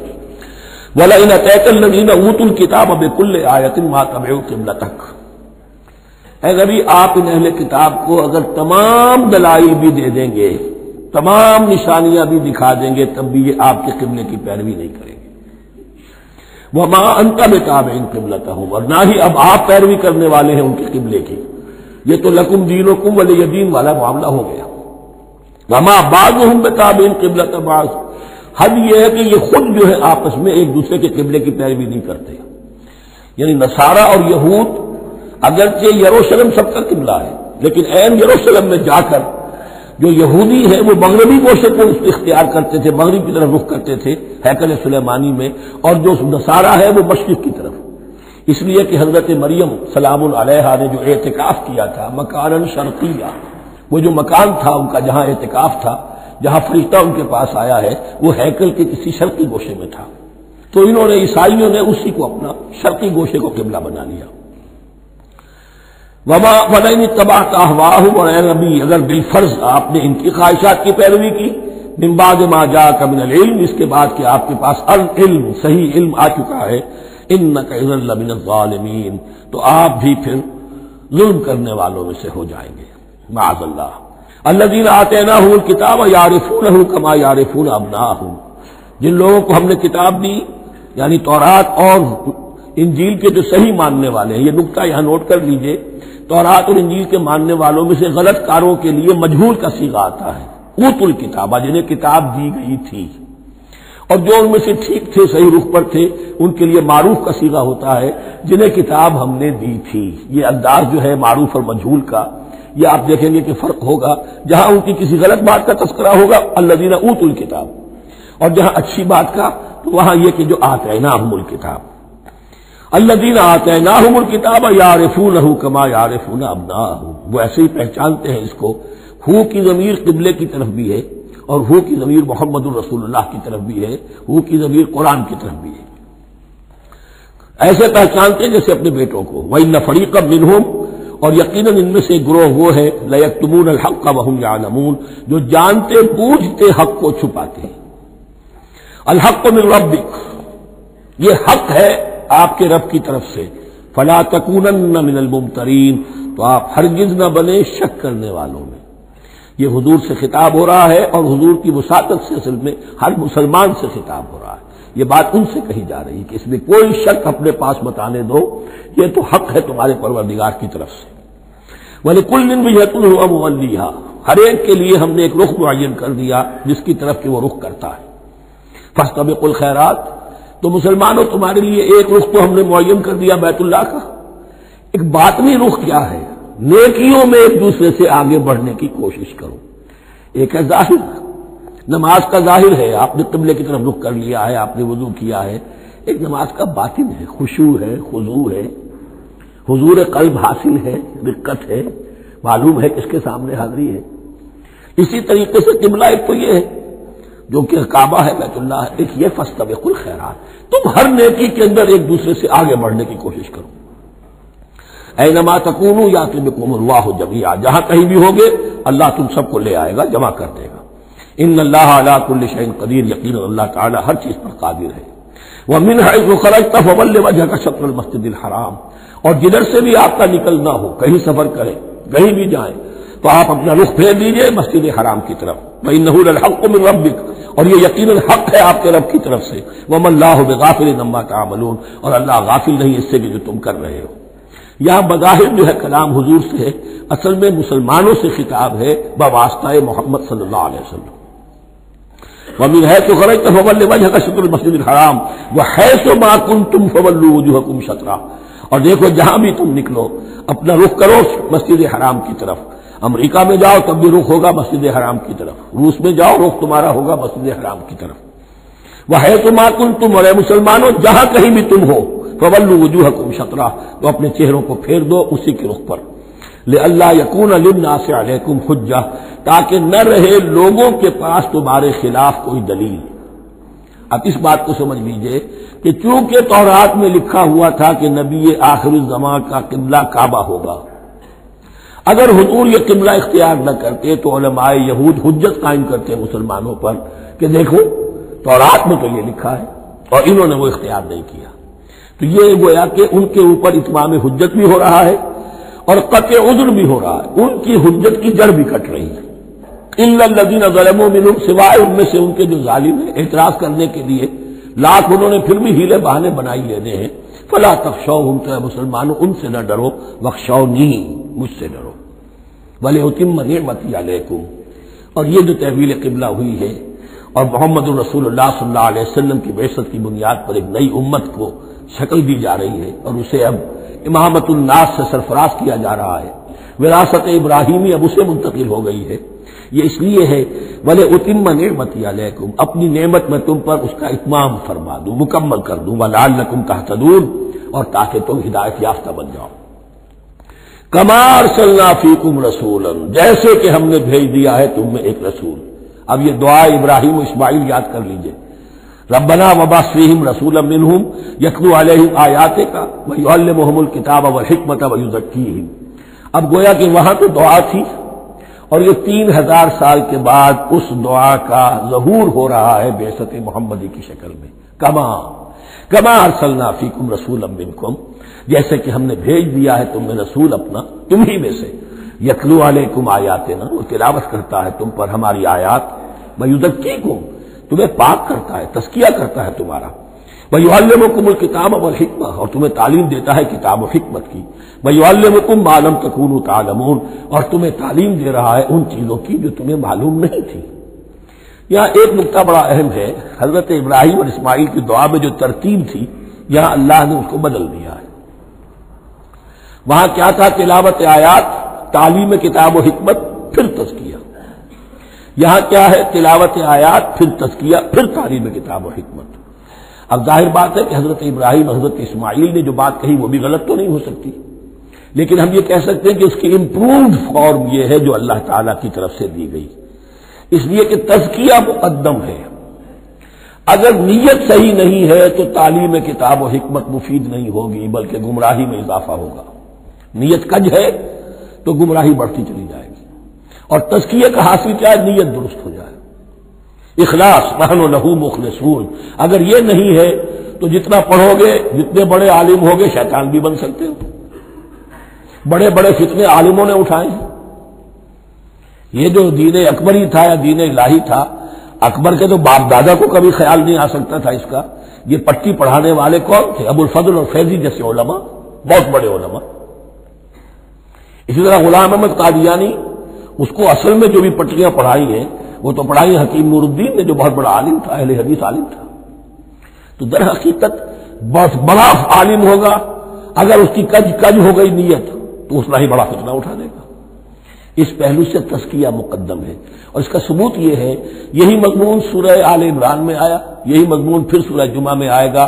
وہاں بھی ترتیب یہی ہے. تینوں جگہ پر اللہ کی طرف سے ترتیب یہی ہے، یتلو علیکم آیاتنا ویزکیکم. تمہیں ہماری آیات پڑھ کر سنا رہا ہے اور تمہارا تزکیہ کرتا ہے. ویعلمکم الکتاب والحکمہ. اور اس تزکیے کے بعد پھر تعلیم کتاب و حکمت. ویعلمکم ما لم تکونوا تعلمون. اور تمہیں سکھا رہا ہے جو کچھ علم تمہیں حاصل نہیں تھا. فاذکرونی اذکرکم. بس مجھے یاد رکھو، میں تمہیں یاد رکھوں گا. یہ بہت بڑا میثاق ہے اور بہت بڑا وعدہ ہے، بہت بڑا وعدہ. اور یہاں تک حدیث میں پھر اس کی شرح آئی ہے، میرا بندہ اگر مجھے اپنے دل میں یاد کرتا ہے میں بھی اسے اپنے جی میں یاد کرتا ہوں. اور میرا بندہ اگر میرا ذکر کسی محفل میں کرتا ہے تو میں اس سے بہت اعلیٰ محفل میں اس کا ذکر کرتا ہوں. اس کی محفل تو بہت بلند و بالا ہے، ملائے اعلیٰ کی محفل ہے، فرشتے ملائکہ مقربین کی محفل ہے. خدا خود میرے محفل بود اندر لامکا خسرو، محمد سمے محفل بود شب جائے کہ من بودم. اب خسرو کس عالم میں تھے جب یہ شعر کہہ گئے ہیں؟ تو بہرحال ہے تو صحیح، ایک محفل تو ہے. میں اس سے بڑی بہتر محفل میں ان کا تذکرہ کرتا ہوں. فاذکرونی اذکرکم واشکروا لی ولا تکفرون. اور میرا شکر کرو، میری نعمتوں کا ادراک کرو، اس کا شعور حاصل کرو، اس پر زبان سے بھی شکر ادا کرو، اپنے عمل سے بھی، جوارح سے بھی ان نعمتوں کا حق ادا کرو. یہاں وہ 18 رکوع ختم ہو گئے. نصف اول اس سورہ مبارکہ کا مکمل ہو گیا. اب آگے سے خطاب ہے، یا ایھا الذین آمنوا. ایک نئی امت آ گئی، چارٹر اس کا آ گیا. کیوں بنایا گیا تمہیں؟ لتکونوا شہداء علی الناس ویکون الرسول علیکم شہیدا. تم اب لنک ہو ہمیشہ ہمیشہ کے لیے محمد اور پوری نوع انسانی کے درمیان. اسی لیے وہ حدیث بھی تو ہے جو علماء حق ہوتے ہیں ان کے بارے میں فرمایا، علماء امتی کا انبیاء بنی اسرائیل. میری امت کے علماء کا مقام وہی ہے جو بنی اسرائیل کے علماء کا. اس لیے کہ اب نبوت تو ختم ہو گئی محمد پر صلی اللہ علیہ وسلم، لیکن یہ کتاب تو ہے، اس کا پہنچانا تو ہے، اس کو عام تو کرنا ہے، حجت تو قائم کرنی ہے. اور صرف تبلیغ سے نہیں، عمل کر کے دکھانا ہے. وہ نظام قائم کر کے دکھانا ہے جو محمد عربی نے قائم کیا صلی اللہ علیہ وسلم، تب حجت قائم ہوگی. اس کے لیے تمہیں قربانیاں دینی ہوں گی، مشکلیں جھیلنی ہوں گی، جان و مال کا نقصان برداشت کرنا ہوگا. آرام سے گھر بیٹھے ٹھنڈے پیٹوں کفر جگہ نہیں چھوڑ دے گا اور حق نہیں آ جائے گا. کفر کو ہٹانے کے لیے اور باطل کو ختم کرنے کے لیے اور حق کو قائم کرنے کے لیے تن من دھن تمہیں لگانے ہوں گے. اب دیکھیے وہ کال آ رہی ہے، یا ایھا الذین آمنوا استعینوا بالصبر والصلاۃ. یہی وہ الفاظ تھے کہ وہ جو 7 آیتیں تھیں جن کو میں نے کہا تھا خطاب میں بنی اسرائیل میں وہ بمنزلہ فاتحہ ہیں، ان میں الفاظ آئے تھے واستعینوا بالصبر والصلاۃ وانھا لکبیرۃ الا علی الخاشعین الذین یظنون انھم ملاقو ربہم وانھم الیہ راجعون. اب وہی خطاب یہاں ہو رہا ہے، یا ایھا الذین آمنوا استعینوا بالصبر والصلاۃ. یہ میں بیان وہاں کر چکا ہوں. ان اللہ مع الصابرین. جان لو کہ اللہ صبر کرنے والوں کے ساتھ ہے. اس بیعت سے کیا مراد ہے؟ ایک بات تو متفق علیہ ہے، اللہ کی مدد، اللہ کی تائید، اللہ کی نصرت ان کے شامل حال ہے. باقی یہ کہ اللہ تعالیٰ جہاں کہیں بھی ہم ہیں ہمارے ساتھ ہے، کس طرح ہے یہ ہم نہیں جانتے، لیکن یہ فرمایا ہے اس نے کہ میں تو تمہاری دویہ جان سے بھی زیادہ قریب ہوں. وَلَا تَقُولُوا لِمَن يُقْتَلُ فِي سَبِيلِ اللَّهِ أَمْوَاتٌ. اب پہلے ہی قدم پر قتل کی بات آ گئی. شرط اول قدم اینست کہ مجنوں باشی، پہلا قدم یہ ہے جانے دینے کے لیے تیار ہو جاؤ۔ ولا تقولوا لمن يقتل في سبيل الله اموات، مت کہو ان کو کہ جو اللہ کی راہ میں قتل ہو جائیں مردہ، وہ مردہ نہیں ہے، بل احیاء، وہ زندہ ہے، ولکن لا تشعرون، لیکن تمہیں اس کا شعور نہیں ہے۔ شہداء جو اللہ کی راہ میں قتل ہو جائیں ان کے لیے یوم آخر تک کا انتظار نہیں ہے، ان کو براہ راست جنت میں داخلہ ملتا ہے۔ قیل ادخل الجنہ قال یا لیت قومی یعلمون بما غفر لی ربی وجعلنی من المکرمین، وہاں تاخیر نہیں ہے، لہذا وہ تو زندہ ہے۔ یہی مضمون پھر آئے گا سورہ آل عمران میں اور زیادہ نکھر کر، وَلَنَبْلُوَنَّكُمْ بِشَيْءٍ مِّنَ الْخَوْفِ وَالْجُوعِ۔ اب یہ ہے کہ پہلے سے دکھا دیا، اللہ تعالیٰ دھوکہ نہیں دینا چاہتا۔ دیکھ لو جس راہ میں قدم رکھا ہے اب آزمائشیں آئیں گی، تکلیفیں آئیں گی، رشتہ دار ناراض ہوں گے، بیوی شوہر سے لڑے گی، شوہر بیوی سے لڑے گا، اولاد والدین سے جدا ہوگی، یہ سب کچھ ہوگا، فساد ہوگا، فتور ہوگا، تصادم ہوگا، جان و مال کا نقصان ہوگا۔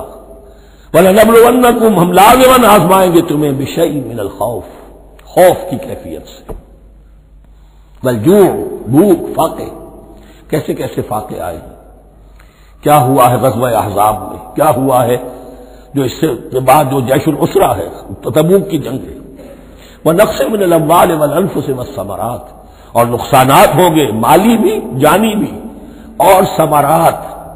اب ثمرات یہاں دو معنی دے رہا ہے، کیونکہ مدینے والوں کی جو تھی اصل جو ان کی معیشت تھی وہ زرعی تھی، پھل، خاص طور پر کھجور، یہ ان کی پیداوار تھی، جسے آج کل آپ کہتے ہیں کیش کراپ جو ہے ان کی، وہ یہ تھی۔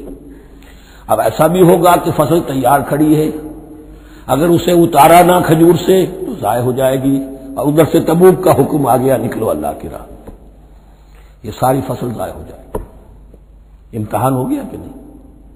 اور اس کے علاوہ ایک اور ہے اس کا مفہوم، انسان کچھ بہت محنت کرتا ہے، جد و جہد کرتا ہے، کیریئر بناتا ہے، اپنا ایک مقام بنا لیتا ہے اس کیریئر میں، اس پروفیشن میں، اس راستے پر آتا ہے تو کچھ اور ہی شکل اختیار کرنی پڑتی ہے۔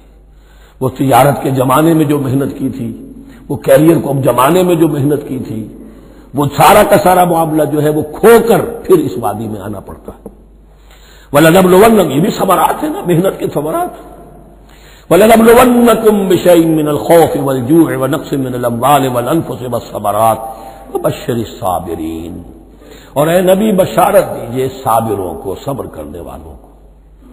یہ کون ہے؟ الذین اذا اصابتهم مصیبۃ، وہ لوگ کہ جن کو جب بھی کوئی مصیبت آئے، قالوا انا للہ وانا الیہ راجعون، وہ کہتے ہیں ہم اللہ ہی کے تو ہیں، اللہ ہی کی طرح ہمیں لوٹ جانا ہے، کل بھی جانا تھا، آج چلے جائیں، حاضر ہیں، جتنی جلدی بلا لو۔ نشان مرد مومن باتوں گویم کہ مرگ آیا تبسم مر لبے اوست، مرد مومن کی تو نشانی یہی ہے کہ جب موت آئے تو مسرت کے ساتھ اس کے چہرے پر، اس کے ہونٹوں پر مسکراہٹ ہو۔ یہی بات جو میں نے کہا تھا، لٹمس ٹیسٹ یہ ہے کہ بندہ مومن اس دنیا میں زیادہ رہنے کی خواہش نہیں کر سکتا۔ لائف از اے لائبلٹی، جو لمحہ آ رہا ہے اس کا حساب دینا ہوگا،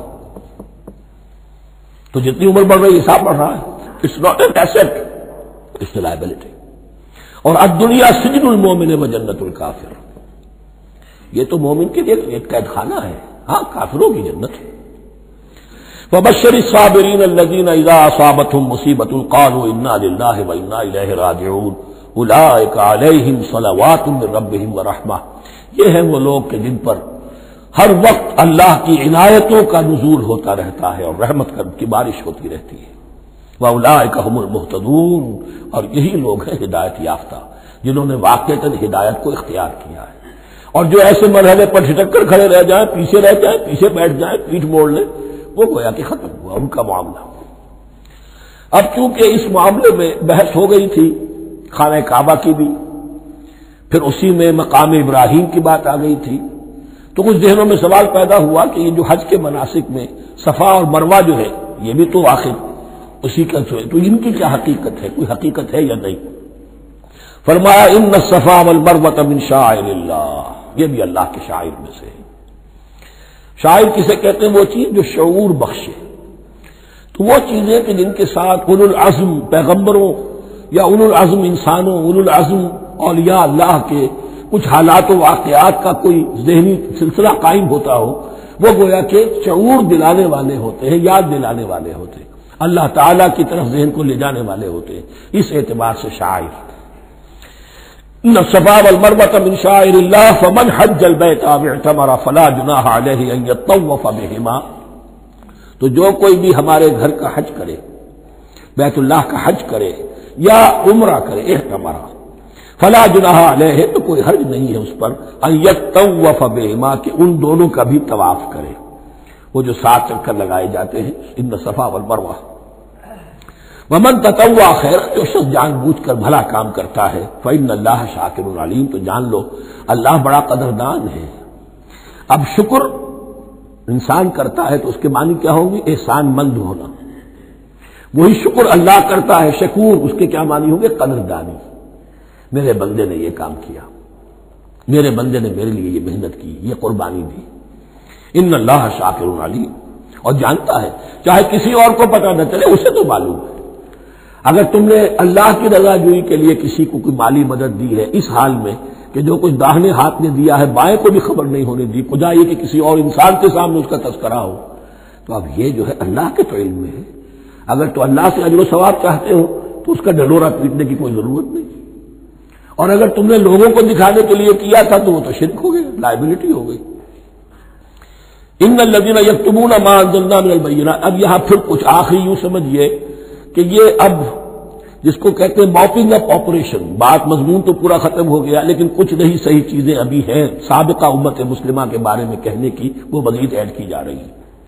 ان الذین یکتمون ما انزلنا من البینات والہدی من بعد ما بیناہ للناس فی الکتاب اولئک یلعنهم اللہ یلعنهم اللاعنون، یقیناً وہ لوگ جو چھپاتے ہیں اس شے کو جو ہم نے نازل کی ہے بینات میں سے اور ہدایت میں سے، اس کے بعد کہ ہم نے ان کو واضح کر دیا ہے لوگوں کے لیے کتاب میں، وہ لوگ ہیں کہ جن پر لعنت کرتا ہے اللہ اور لعنت کرتے ہیں تمام لعنت کرنے والے۔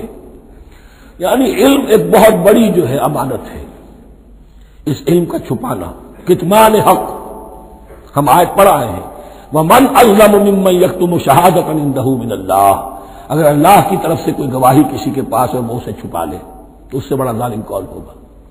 اب انہی کی وضاحت ہو رہی ہے، کیسی کیسی کھلی شہادتیں تورات اور انجیل میں تھی اور ان کو یہ چھپائے پھر رہے ہیں۔ ان الذین یکتمون ما انزلنا من البینات والہدی من بعد ما بیناہ للناس فی الکتاب اولئک یلعنهم اللہ یلعنهم اللاعنون الا الذین تابوا واصلحوا وبینوا، سوائے ان کے کہ جو توبہ کرے، رجوع کرے اور اپنی اصلاح کر لے اور اب واضح کرے وہ شے کہ جو انہوں نے چھپائی ہوئی تھی اسے ظاہر کرے۔ فَأُولَٰئِکَ أَتُوبُ عَلَیْہِمْ، تو ان کی توبہ میں قبول کروں گا اور ان کی طرف میں نگاہ التفات میں اپنی پھر ان کی طرف متوجہ کر دوں گا۔ وَأَنَا التَّوَّابُ الرَّحِیمُ، اور میں تو ہوں ہی توبہ کا قبول کرنے والا اور رحم فرمانے والا۔ إِنَّ الَّذِينَ كَفَرُوا وَمَاتُوا وَهُمْ كُفَّارٌ، یقیناً جن لوگوں نے کفر کیا اور وہ مرے اسی حال میں کہ کفر پر قائم تھے، أُولَٰئِکَ عَلَیْہِمْ لَعْنَةُ اللَّہِ وَالْمَلَائِکَةِ وَالنَّاسِ أَجْمَعِینَ، ان پر تو لعنت ہے اللہ کی بھی اور فرشتوں کی بھی اور تمام انسانوں کی بھی، خالدین فیہا، اس لعنت کی کیفیت میں وہ اب ہمیشہ رہیں گے۔ لا یخفف عنہم العذاب، نہ ان پر سے عذاب کے اندر کوئی کمی کی جائے گی، ولا ہم ینظرون، نہ انہیں کوئی مہلت ملے گی کہ عذاب کا تسلسل ذرا سی دیر کے لیے وقفہ ہو جائے، سانس لینے کی مہلت مل جائے، ولا ہم ینظرون۔ وَإِلَٰهُكُمْ إِلَٰهٌ وَاحِدٌ، سن لو تمہارا الہ اور معبود ایک ہی الہ ہے، لا الہ الا هو الرحمن الرحیم، اس کے سوا کوئی الہ نہیں ہے اور وہ رحمان ہے اور رحیم ہے۔ اب جو آیت آ رہی ہے اس کے پڑھنے سے پہلے ایک بات سمجھ لیجئے کہ یہ جو اب 22 رکوعوں کا مضمون ہم پڑھ رہے ہیں، مجھے یہ بات آج شروع میں واضح کرنی چاہیے تھی، اس میں ترتیب کیا ہے۔ میں پہلے عرض کر چکا ہوں کہ پہلے 18 رکوعوں کی تقسیم ورٹیکل کی ہے ہم نے، 18 کو 4 رکوع ادھر، 10 درمیان میں، پھر 4 ادھر۔ یہاں اب چلے گی ہاریزونٹل تقسیم، افقی تقسیم، اور اس کی بھی شکل کیا ہے کہ 4 مضامین ہیں کہ جو تانے بانے کے ساتھ بنے ہوئے ہیں، یا 4 لڑیاں ہیں مضمون کی کہ جن کو بچ کر رسی بنا دیا گیا۔ وہ 4 مضامین کیا ہیں؟ مسلمانوں سے خطاب میں ان کے لیے عبادات اور احکام اور شرائع، یہ واجب ہے، یہ کرنا ہے، یہ حلال ہے، یہ حرام ہے، نماز فرض ہے، روزہ فرض ہے، وغیرہ وغیرہ۔ اور 2 لڑیاں جہاد، جہاد بالمال، جہاد بالنفس۔ جہاد بالنفس کی آخری انتہا قتال ہے، جہاں انسان نقد جال ہاتھ پر رکھ کر، ہتھیلی پر رکھ کر میدان میں حاضر ہو جاتا ہے۔ جو جنگ میں گیا اس نے اپنے آپ کو موت کے لیے پیش کر دیا، بچ کر آ جائے تو بونس ہے۔ اس اعتبار سے یہ 4 جنگیں۔ شریعت کو 2 حصوں میں تقسیم کیجئے، عبادات اور پھر بقیہ احکام شریعت، معاملات، جن میں خاص طور پر شوہر اور بیوی کا تعلق جو ہے وہ سب سے اہم۔ تمدن انسانی کی بنیاد وہی ہے۔ لہذا اس صورت میں آپ دیکھیں گے تفصیلی احکام آئیں گے آئلی قوانین کے ضمن میں۔ دوسری طرف جہاد بالمال یعنی انفاق، اللہ کی راہ میں خرچ کرنا، اور جہاد بالنفس جس کی آخری منزل قتال۔ اب یہ 4 لڑیاں اس طرح سے ہیں، فرض کیجئے ایک لال لڑی ہے، ایک پیلی ہے، ایک نیلی ہے، ایک ہری ہے، ان کو بٹ دیا گیا ہے۔ جب ایک طرف سے دیکھیں گے تو کٹا پھٹا نظر آئے گا رنگ، لال نظر آیا، پھر پیلا نظر آیا، پھر نیلا نظر آیا، پھر ہرا، پھر لال، پھر نیلا، پھر پیلا، پھر ہرا۔ تو ایسا معلوم ہوگا کہ کٹے پھٹے ہیں مضامین۔ لڑیاں کھول دیجئے، معلوم ہوگا ایک لڑی وہ بھی بڑی مسلسل ہے، جہاد بالمال کی، ایک لڑی ہے جہاد بالنفس یعنی قتال کی، ایک لڑی ہے جو عبادات کی، ایک لڑی ہے معاملات کی اور شریعت کے احکام کی۔ یہ 4 لڑیاں، اور یہ تانے بانے کی طرح بنی ہوئی ہیں، لیکن اسی بنتی میں بہت بڑے حسین پھول موجود ہیں۔ طویل آیات اور طویل آیات، عظیم ترین آیات قرآن مجید کی، ان میں سے اب ایک آیت یہاں آ رہی ہے۔ اس کو میں نے عنوان دیا ہے آیت الآیات۔ ان فی خلق السماوات والارض واختلاف اللیل والنہار والفلک التی تجری فی البحر بما ينفع الناس وما انزل الله من السماء من ماء فاحيا به الارض بعد موتها وبث فيها من كل دابة وتصريف الرياح والسحاب المسخر بين السماء والارض لآيات لقوم يعقلون۔ اتنے فینومینا آف نیچر کسی ایک آیت میں جمع نہیں ہے قرآن میں۔ اللہ تعالیٰ تمام فینومینا آف نیچر کو اپنی آیتیں قرار دیتا ہے۔ آسمان اور زمین کی تخلیق، رات اور دن کا الٹ پھیر مختلف جگہوں پر، اور یہ جو ستارے ہیں اور یہ جو بھی نباتات ہیں زمین کی، ان میں سے آیتیں ہی آیتیں۔ لیکن ان آیت الآیات کو جس طرح یہاں ایک آیت میں سمویا ہے، یہ حکمت کا ایک بہت بڑا پھول ہے، بہت بڑا پھول جو ان 4 لڑیوں کی بنتی کے اندر آ گیا ہے۔ یقیناً آسمان اور زمین کی تخلیق میں اور رات اور دن کے الٹ پھیر میں، اور اس جہاز میں یا کشتی میں جو چلتی ہیں سمندر میں یا دریاؤں میں، وہ سامان لے کر جو لوگوں کو نفع دیتا ہے، بما ينفع الناس وما انزل الله من السماء من ماء، اور اس پانی میں کہ جو اللہ نے اتارا ہے آسمان سے، فاحیا به الارض بعد موتها، اور پھر اس سے وہ زندہ کر دیتا ہے زمین کو اس کے مردہ ہو جانے کے بعد۔ بے آب و گیا زمین پڑی تھی، بارش ہوئی ہے، اسی میں سے روئندگی آ گئی ہے۔ وبث فیہا من کل دابہ، اور یہ تمام حیوانات اور چرند اور پرند جو اس کے اندر پھیلا دیے گئے ہیں۔ وتصریف الریاح، اور یہ ہواؤں کا چلنا جو ہے، کبھی پروا چل رہی ہے، کبھی پچھمی چل رہی ہے، کبھی مشرق سے آ رہی ہے، کبھی مغرب سے آ رہی ہے، تصریف الریاح ہے۔ والسحاب المسخر بین السماء والارض، اور ان بادلوں میں کہ جو معلق کر دیے گئے آسمان اور زمین کے درمیان، لآیات لقوم یعقلون، ان سب میں آیات ہیں، نشانیاں ہیں ان لوگوں کے لیے جو عقل سے کام لیں۔ ان کو دیکھو اور ان کے خالق کو، مدبر کو پہچانو۔ آیات ہے، اور ان کے آیات کے پہچاننے کا جو عملی نتیجہ نکلنا چاہیے، اور جس کو عام طور پر لوگ نہیں پہنچ پاتے جس تک، اب اگلی آیت میں اس کا تذکرہ ہے۔ نتیجہ تو نکلنا یہ چاہیے کہ پھر محبوب اللہ ہی ہو، شکر اسی کا ہو، اطاعت اسی کی ہو، عبادت اسی کی ہو۔ جب سورج میں کچھ نہیں، یہ تو اللہ نے اس کو بنایا ہے، یہ حرارت جو ہے اللہ نے دی ہے، چاند میں کچھ نہیں، ہوائیں چلانے والا کوئی وہی تو ہے، تو اب کسی شے کے لیے کوئی شکر نہیں، کسی شے کے لیے کوئی عبادت نہیں، کوئی ڈنڈوت نہیں، کوئی سجدہ نہیں، بلکہ صرف اللہ کے لیے، اور وہی مطلوب و مقصود بن جائے، وہی محبوب ہو۔ لا محبوب الا اللہ، لا مقصود الا اللہ، لا مطلوب الا اللہ۔ جن لوگوں کی یہاں تک رسائی نہیں ہو جاتی، وہ لوگ کسی اور شے کو اپنا محبوب و مطلوب بنا کر اس کی پرستی شروع کر دیتے ہیں۔ خدا تک نہیں پہنچے، اپنے نفسی کو معبود بنا لیا، جو یہ کہے کر رہے، معبود تو ہو گیا۔ ارأیت من اتخذ الہہ ہواہ، اپنے قوم کو معبود بنا لیا، قوم کی برتری کے لیے، قوم کی سربلندی کے لیے جانے بھی دے رہے، وطن کو معبود بنا لیا۔ اس حقیقت کو علامہ اقبال نے سمجھا ہے، اس دور کا سب سے بڑا بت وطن ہے۔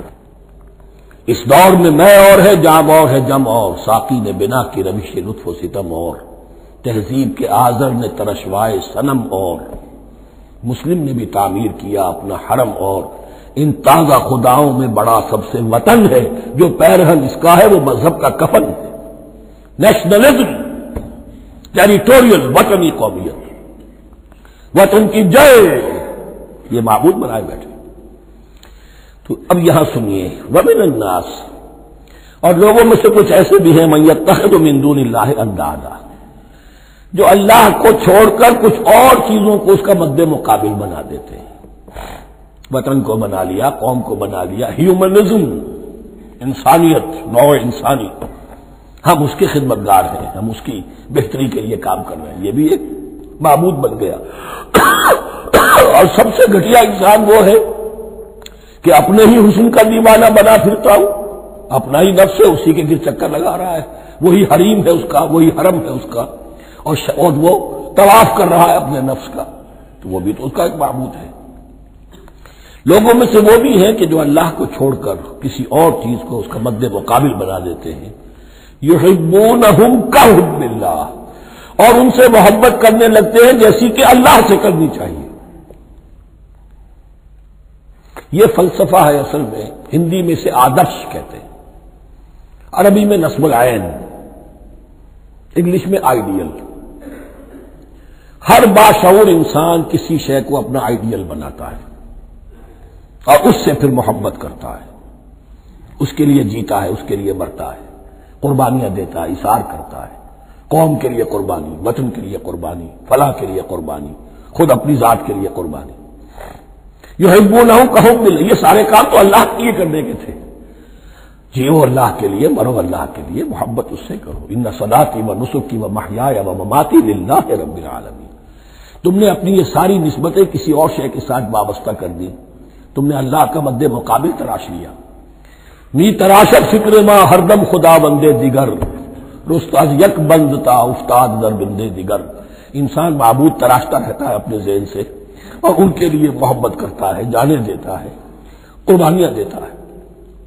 وَمِنَ النَّاسِ مَن يَتَّخِذُ مِن دُونِ اللَّهِ أَندَادًا يُحِبُّونَهُم كَحُبِّ اللَّهِ، یہ مضمون بھی سورہ حج میں زیادہ واضح ہوگا۔ وَالَّذِينَ آمَنُوا أَشَدُّ حُبًّا لِلَّهِ، پھر یہ لٹمس ٹیسٹ کا لفظ میری زبان پر آ رہا ہے، اور جو لوگ واقعتاً صاحب ایمان ہوتے ہیں ان کی شدید ترین محبت ہوتی ہے اللہ کے ساتھ۔ اگر یہ نہیں ہے، اگر یہ نہیں تو بابا پھر سب کہانیاں ہیں۔ کوئی شے اللہ سے زیادہ محبوب ہو گئی وہ تمہاری معبود ہے، تم نے اللہ کو چھوڑ دیا، چاہے وہ دولت ہی ہے، چاہے عبد الدینار و عبد الدرہم، ہلاک اور برباد ہو جائے درہم و دینار کا بندہ۔ نام عبد الرحمن ہے، حقیقت میں عبد الدینار ہے۔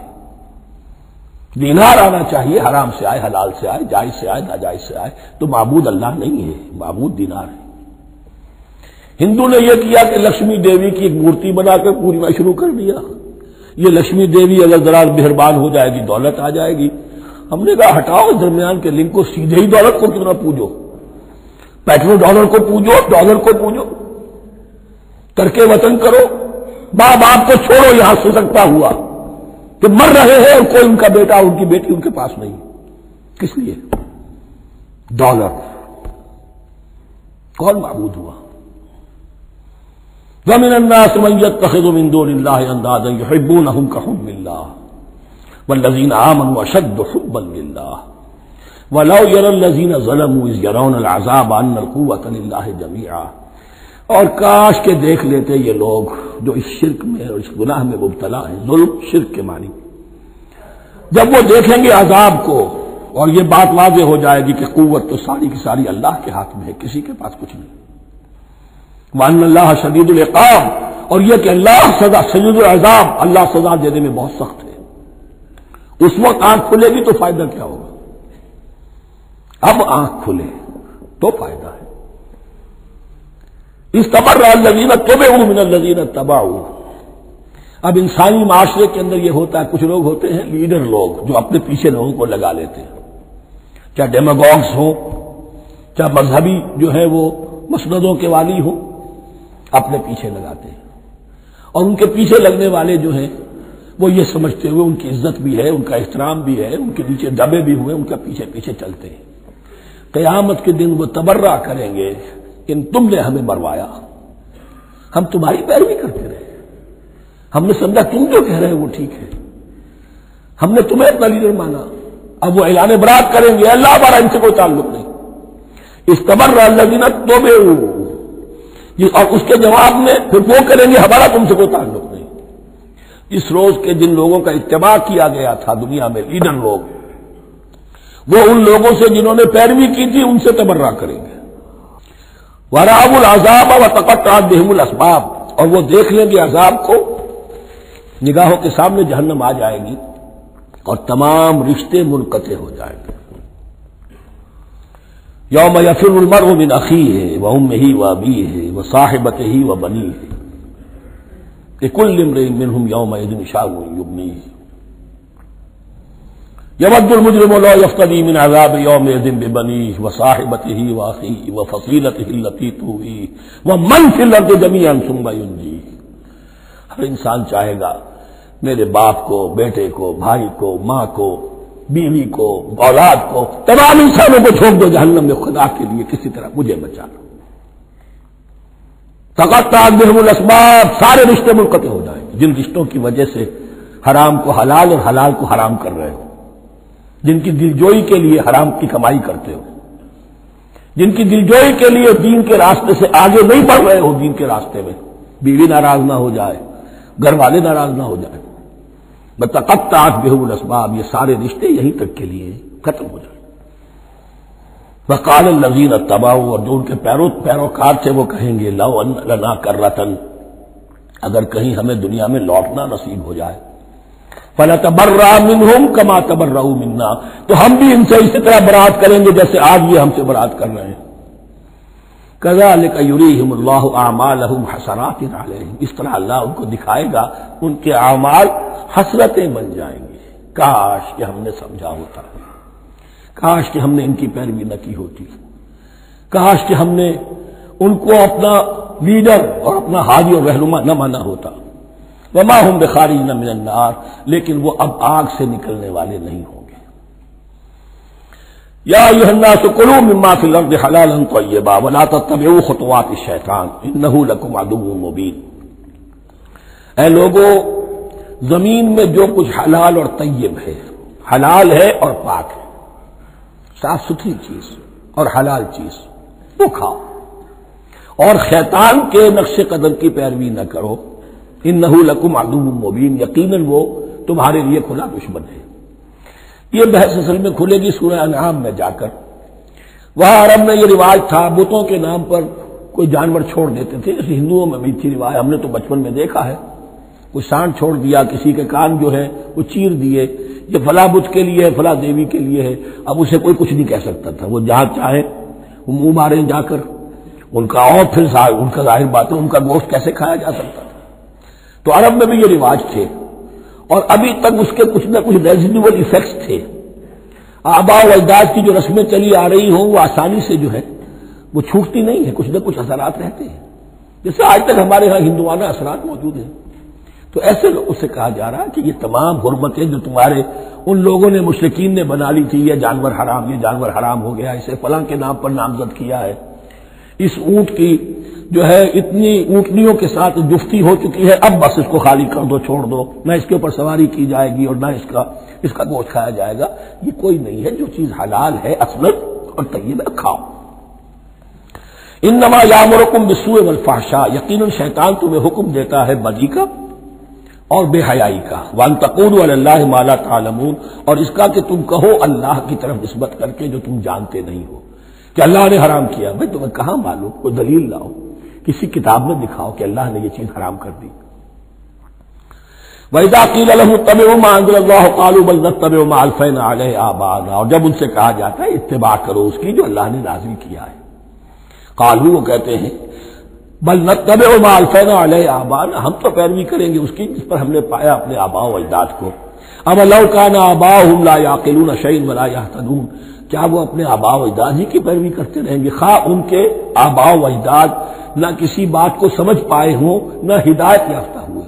میں نے عرض کر دیا تھا کہ سورہ بقرہ میں جہاں دعوت تیسرے رکوع کی پہلی آیت شروع ہوئی، یا ایھا الناس اعبدوا ربکم الذی خلقکم والذین من قبلکم لعلکم تعقلون، وہ بھی تو مخلوق تھے جیسے تم مخلوق ہو، تم سے خطا ہو سکتی ہے ان سے بھی ہوئی، تم غلطی کر سکتے ہو انہوں نے بھی کی۔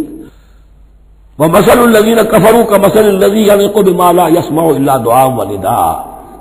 یہاں ذرا تمثیل کے اندر ایک پیچیدگی ہے کہ بظاہر ترجمہ تو یہ ہوگا کہ مثال ان لوگوں کی جنہوں نے کفر کیا اس شخص کی سی ہے جو پکار رہا ہے ایسی چیز کو جو نہ سنتا ہے نہ سمجھتا ہے۔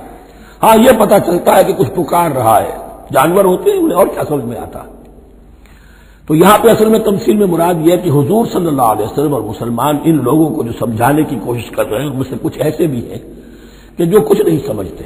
دعا اور ندا تو ہے صم بکم عمی فهم لا یعقلون، لیکن وہ بہرے بھی ہیں، گونگے بھی ہیں، اندھے بھی ہیں، وہ عقل سے کام نہیں لیتے۔ یا ایھا الذین آمنوا کلوا من طیبات ما رزقناکم، اے اہل ایمان کھاؤ ان تمام پاکیزہ چیزوں میں سے جو ہم نے تمہیں دی ہے، واشکروا للہ، اللہ کا شکر ادا کرو، ان کنتم ایاہ تعبدون، اگر تم واقعتاً اسی کی عبادت کرنے والے ہو۔ جیسا کہ میں نے عرض کیا سورہ الانعام میں یہ ساری چیزیں آئیں گی بہت تفصیل سے۔ انما حرم علیکم المیتۃ والدم ولحم الخنزیر وما اہل بہ لغیر اللہ، بنیادی طور پر اللہ تعالی نے وہ کھانے کے جو اہل عرب میں اس وقت رائج تھے ان میں سے 4 چیزوں کی حرمت کا اعلان کیا ہے بار بار، مکی صورتوں میں بار بار ہوا ہے اور یہاں پھر یہ مدنی صورت کے اندر گویا کہ آخری بار۔ انما حرم علیکم، آخری بار نہیں بلکہ یہ پھر سورہ مائدہ میں پھر آئے گا مضمون، انما حرم علیکم المیتۃ، اللہ نے تم پر حرام کیا مردار کو جو اپنی آپ موت مر گیا، ذبح نہیں کیا گیا، والدم، اور خون حرام ہے، نجس ہے۔ اسی لیے جو ذبح کرنے کا ہمارا طریقہ ہے وہ یہ ہے کہ صرف گردن کو کاٹا جائے تاکہ اس میں شریانے وغیرہ کٹ جائے اور اکثر جو ہے خون جسم کا نکل جائے۔ اگر جھٹکا کیا جائے جیسے سکھ کرتے تھے، ایک ہی تلوار کے وار سے گردن اڑا دی بکری کی، یا یہ کہ جیسے کہ یورپ وغیرہ میں ہوتا ہے، تو پھر وہ خون اندر رہ جاتا ہے جسم کے، اس کے اندر پھر وہ اینٹھن نہیں ہوتی اس حیوان کے جسم میں کہ جس سے خون جو ہے وہ باہر چلا جائے۔ تو وہ لحم الخنزیر، اور تیسری چیز ہے خنزیر کا گوشت، اور چوتھی چیز وما اہل بہ لغیر اللہ، اور وہ کہ جس پر پکارا گیا ہو کسی کا نام اللہ کے سوا۔ اب اس میں ایک چیز تو یہ ہے کہ جسی شے کو ذبح کرتے ہوئے کسی بت کا، کسی دیوی کا، کسی دیوتا کا تذکرہ کیا وہ تو حرام مطلق ہو ہی گیا، اس کا گوشت کھانا حرام مطلق ہے۔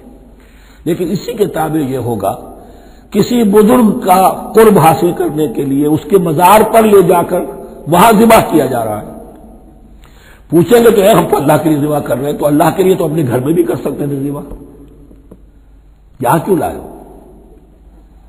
اس کو تم نے کسی اعتبار سے اس صاحب قبر کا جو ہے اس کا تقرب حاصل کرنے کا ذریعہ بنایا۔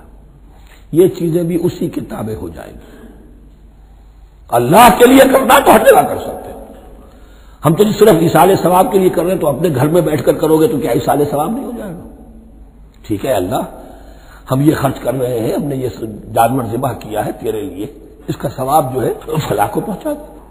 یہ ہے 4 چیزیں بنیادی طور پر۔ فمن اضطر غیر باغ ولا عاد، ان میں بھی ایک رعایت ہے، اگر کوئی مضطر ہو گیا ہے، مجبور ہو گیا ہے، جان نکل رہی ہے اور کوئی شے کھانے کو نہیں، لیکن دو شرطیں پوری ہو، غیر باغ ولا عاد، وہ اس حرام کی طرف رغبت نہ رکھتا ہو اور نہ جو ناگزیر حد ہے جان بچانے کی اس سے آگے بڑھے۔ صرف جان بچانے کے لیے مردار کا گوشت بھی کھا سکتا ہے، سور کا گوشت بھی کھا سکتا ہے، جو بھی چاہے جان بچانے کے لیے یہ رک سکتے ہیں، لیکن اس شے کی طرف کوئی رغبت اور میلان طبیعت میں نہ ہو۔ یہ اللہ تو جانتا ہے، اگر تو معاملہ اس سے ہے تو اس سے تو چھپی ہوئی بات نہیں، اور جتنا ناگزیر ہے جان بچانے کے لیے اس سے آگے نہ بڑھے۔ فلا اسم علیہ، ان دو شرطوں کے ساتھ جان بچانے کے لیے حرام چیز بھی کھائی جا سکتی ہے۔ ان اللہ غفور الرحیم، یقیناً اللہ غفور الرحیم ہے۔ ان الذین یکتمون ما انزل اللہ من الکتاب ویشترون به ثمنا قلیلا، یقیناً وہ لوگ جو چھپاتے ہیں اس کو جو اللہ نے نازل کیا ہے کتاب میں سے اور فروخت کرتے ہیں انہیں بہت حقیر سی قیمت پر، اولئک ما یاکلون فی بطونہم الا النار، یہ لوگ نہیں بھر رہے اپنے پیٹوں میں مگر آگ۔ ولا یکلمہم اللہ یوم القیامہ، اللہ ان سے کلام نہیں کرے گا قیامت کے دن۔ ولا یزکیہم، نہ انہیں پاک کرے گا۔ ولہم عذاب علیم، ان کے لیے دردناک عذاب ہے۔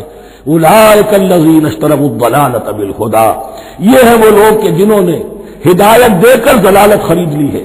والعذاب بالمغفرہ، اور مغفرت اللہ کی اپنے ہاتھ سے دے کر عذاب خرید لیا ہے۔ فما اصبرہم علی النار، تو کتنا ہے ان کا حوصلہ آگ کے لیے، بڑے صابر ہیں اس جہنم کی آگ کے لیے، کس طرح تیاری کر رہے ہیں۔ ذالک بان اللہ نزل الکتاب بالحق، یہ اس لیے کہ اللہ نے تو کتاب نازل کی حق کے ساتھ۔ وان الذین اختلفوا فی الکتاب لفی شقاق بعید، اور یقیناً جن لوگوں نے کتاب اور شریعت میں پھر یہ پگڈنڈیاں نکالی، اختلاف کی، وہ بڑی ہی دشمنی میں اور بڑی ہی شقاوت کے اندر مبتلا ہو گئے۔ بارک اللہ لی ولکم فی القرآن العظیم ونفعنی وإیاکم بالآیات والذکر الحکیم۔